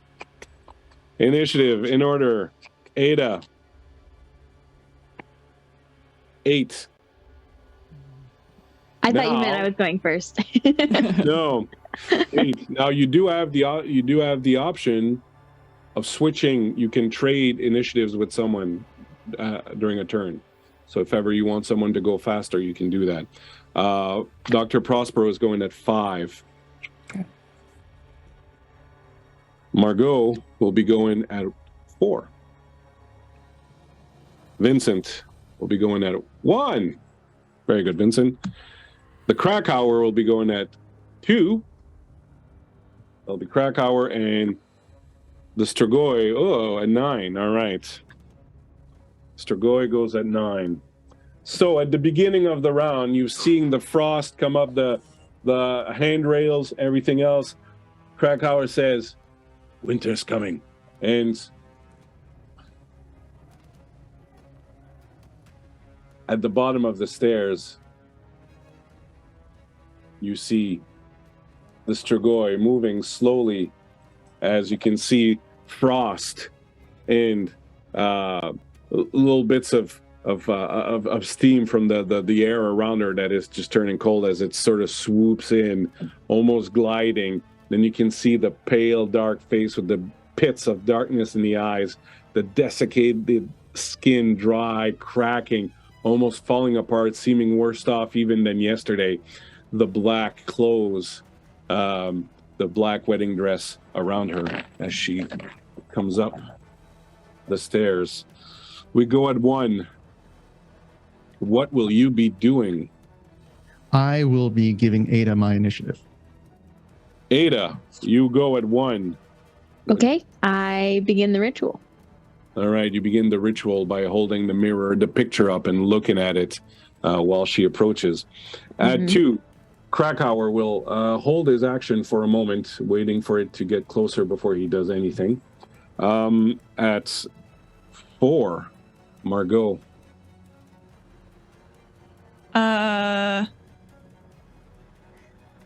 I guess.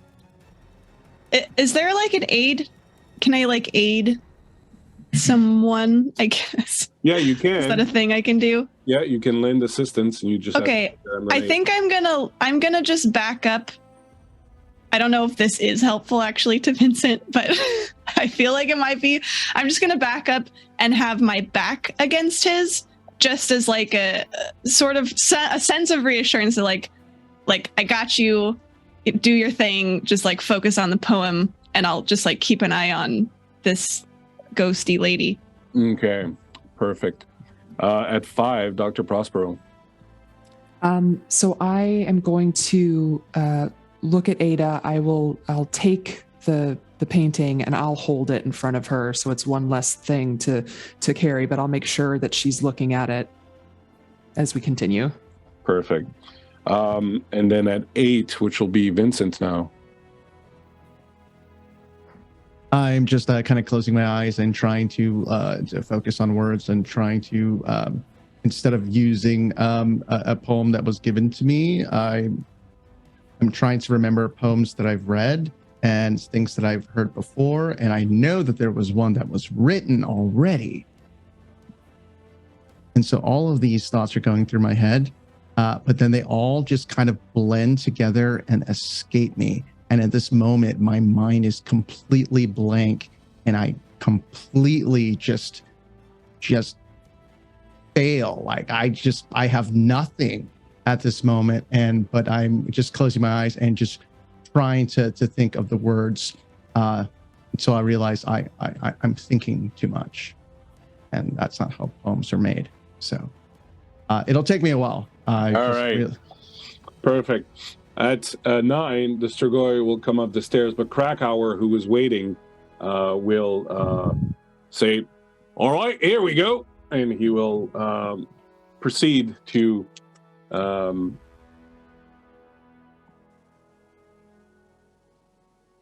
make an attack roll on the Strigoi.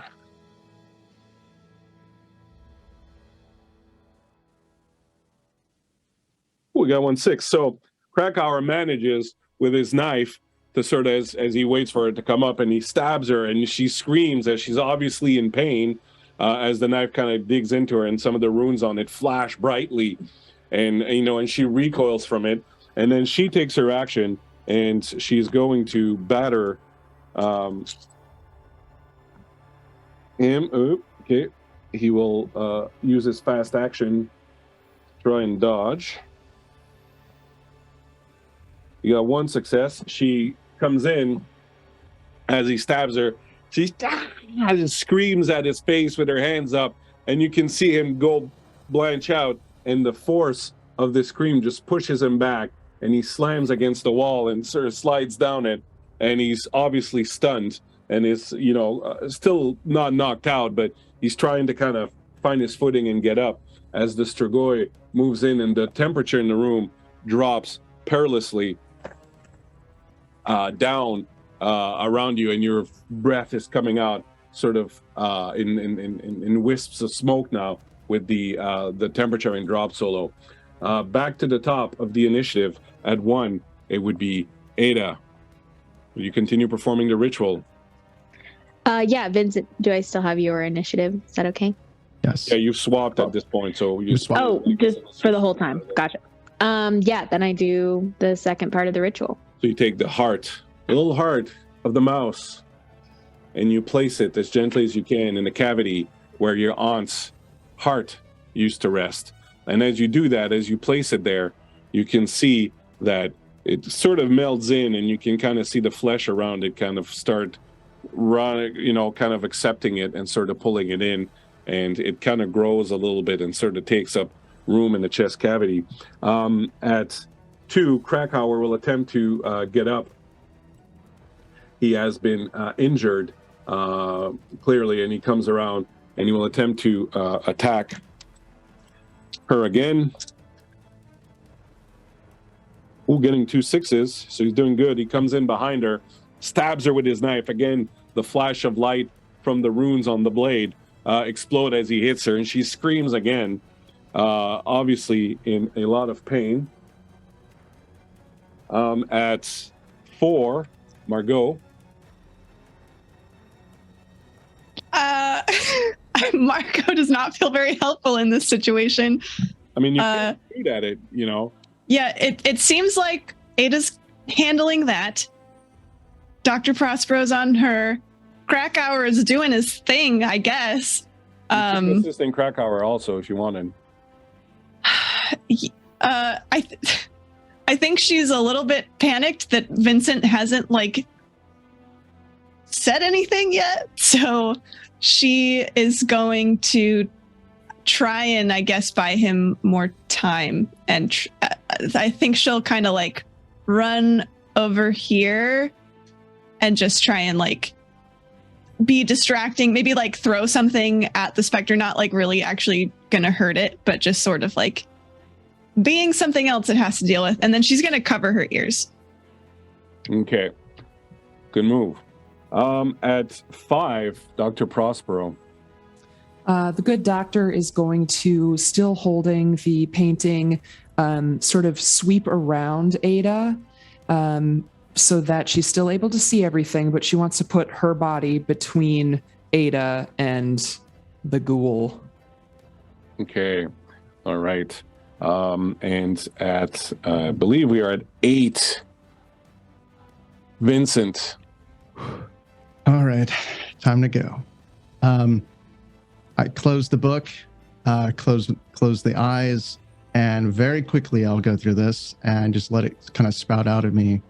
And as all the chaos around me is going on, I just kind of the greatest writers are those who speak nonsense and speak to the heavens. And so I will begin. And let me not to the marriage of true minds admit impediments.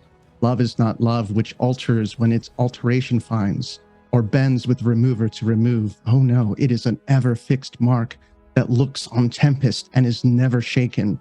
It is the star to every watering bark, whose worth's unknown, although his height be taken, loves not time's fool. Those rosy lips and cheeks within his bending sickle's compass come. Love alters not with his brief hours and weeks, but bears it out even to the edge of doom. If this be error, and upon me proved, I never writ, nor no man ever loved.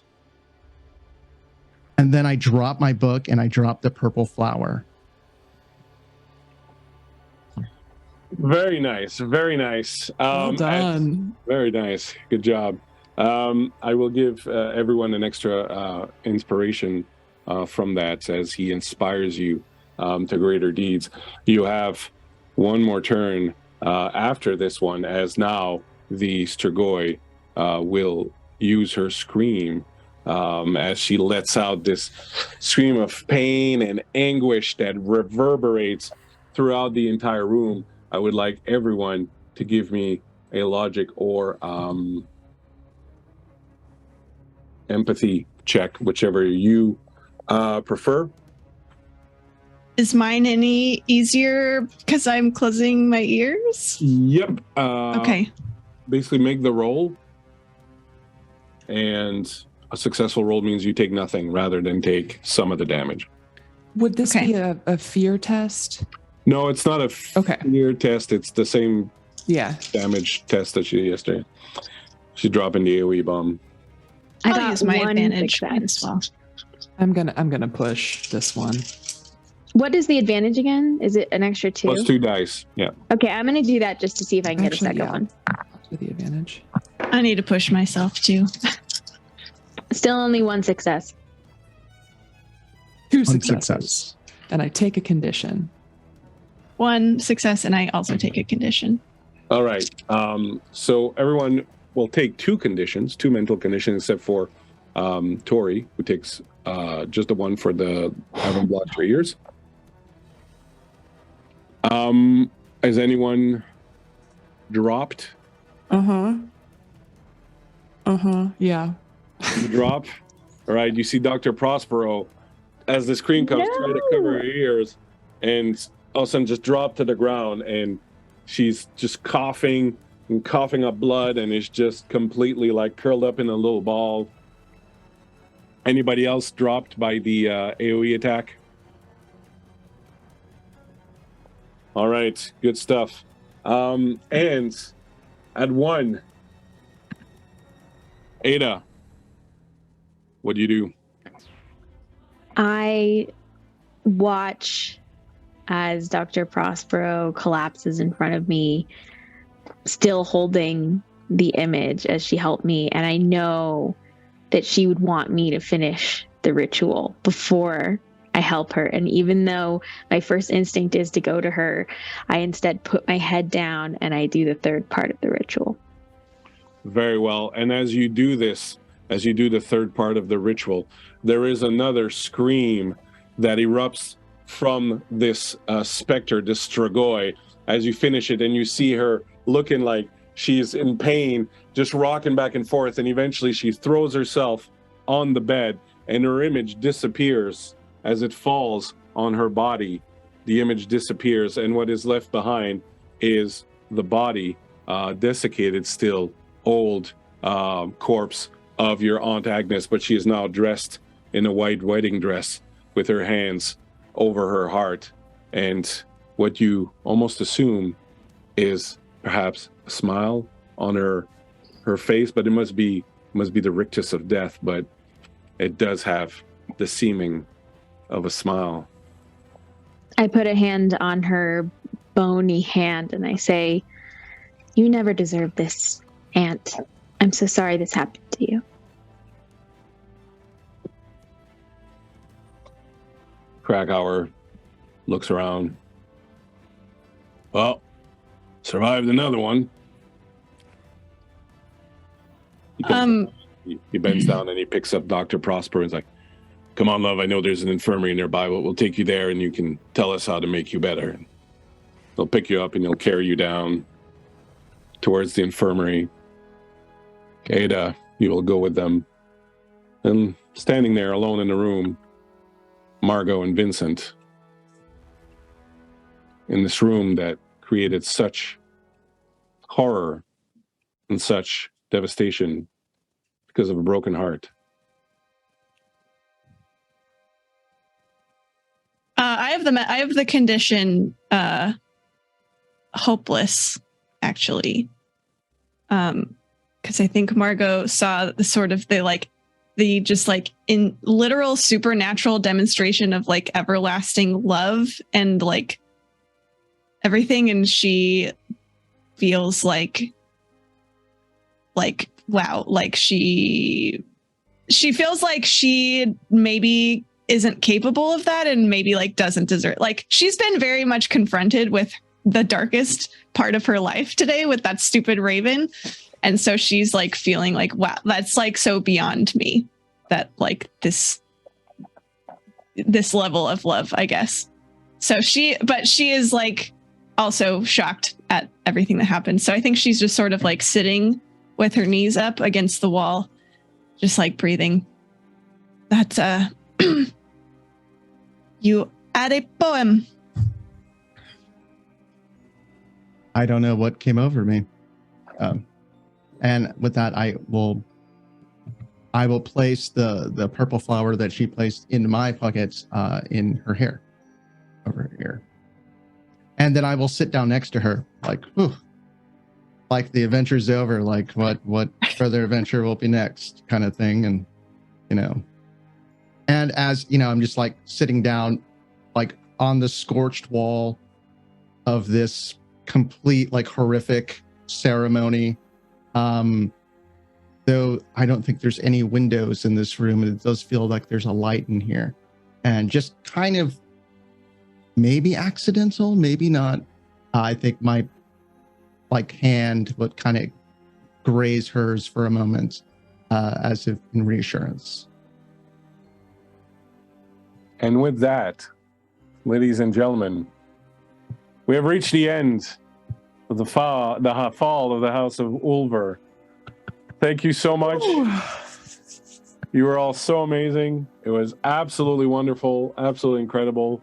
Thank you for giving me one of the best moments, one of the best games that I've ever had streaming on this channel. I'm super, super happy with everything and everyone. Let's go quickly around the room again. Give everyone one last chance to tell us a little bit about yourself, what you're doing, what you're up to, where we can find you, and a little bit of how you're feeling. And we will start with the man of the hour, the man who decried the poem, the man who, I'm sorry, I'm supposed to follow an order. Anyways, I'm not going to follow the order because I can't find it right now, and we have to go. Adrian, I will go with you, and we will go to Tori after, so that you know. Adrian, tell us about yourself, please.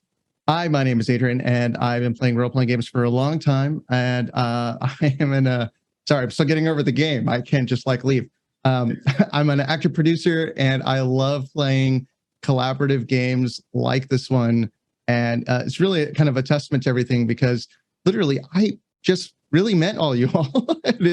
and the fact that we can kind of get all together and really get entranced into a story like this, and I've had so much fun, and thank you so much for inviting me. And for a lot of this stuff is not only having a character but giving character, and I felt very much that we all sat around a story and made it together, and it's games like this that made me realize why I love this game so much. And you can catch me on Twitter. I'm at @SlySparrow_, and I'm on Twitch at SlySparrow, and Instagram. Please reach out to me and continue conversations. I love having them and playing games with people. So thanks again. Amazing. Thank you. So happy to have had you, and we will definitely be doing this again. Tori, tell us about yourself a little bit. How you doing? Yes, I'm good. I'm like Adrian, also recovering from the game, but so much fun. Thank you so much for having me and inviting me to play. I am one part of the team at Level 1 Geek. You can find us at twitch.tv/level1geek, LVL1 Geek. If you want to check out all of our tabletop role-playing games, we are playing Vaesen in a couple of weeks. Like I said at the beginning, November 14th is when our little mini campaign is debuting. I loved Margot so much. I haven't built out a character, but I'm thinking maybe I'll revive her in some form. I don't know. We'll see. Perhaps we'll have another short shot at some point. Yeah, maybe. So you can find us there, and then you can also follow me on Twitter if you like, at Tori Fika. Thank you so much for having me. Thank you for being here. Absolutely incredible. Beth, yeah. Dr. Prospero, who we don't know what's going to happen to Dr. Prospero. She was in dire We know what's going to happen eventually. It's okay. It's been such a pleasure getting to tell this story with all of you. So much fun. I can be found on social media at Beth Masco. Tuesday nights, I'm on Misguided Magic on the Rainbows and Razor Blades Productions Twitch channel. I just really love being able to do this. This is the best. So thanks.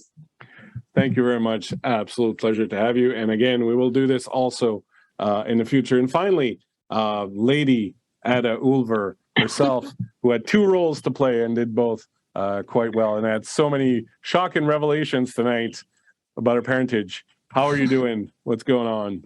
I'm doing great. Thank you so much for inviting me to play. This is my first time streaming with this game, I guess second time with the second episode. My name is Rachel Carollo. My handle is Aria Galaxy. You can find me on social media at Carollo Rachel. I like space. I like D&D. I like TTRPG. Not a big streamer, but maybe you'll see me on this channel again someday. And I just want to thank everyone on the team for such an amazing story. I was even, tearing up at one point. You got to me. Such an amazing GM that we have in Bleakseason. And thank you for allowing me to portray such a complicated character. And I think I'd like to leave us with the thought that maybe Ada and Roderick would leave this house forever and go somewhere to make him better. Excellent choice. I considered having the house kind of fall apart at the end, like in the Fall of the House of Usher, but we didn't get to that. But perhaps that's what happens shortly thereafter. Thank you so much for being here. I enjoyed all of you. I hope to play with all of you again. Thank you to Miko, my producer, who did the art on this, the overlays, ran a lot of stuff, just super busy throughout the entire stream. Thank you so much, Miko. I am the Bleakseason. You can find me here on the Guild Superior, doing a bunch of stuff. Blade Runner on Sunday, my Shade Song 5e Homebrew on Thursdays, and perhaps more surprises down into the future from me and from my pal here, Eddie. I wish you all a very good night. Thank you very much to all my players.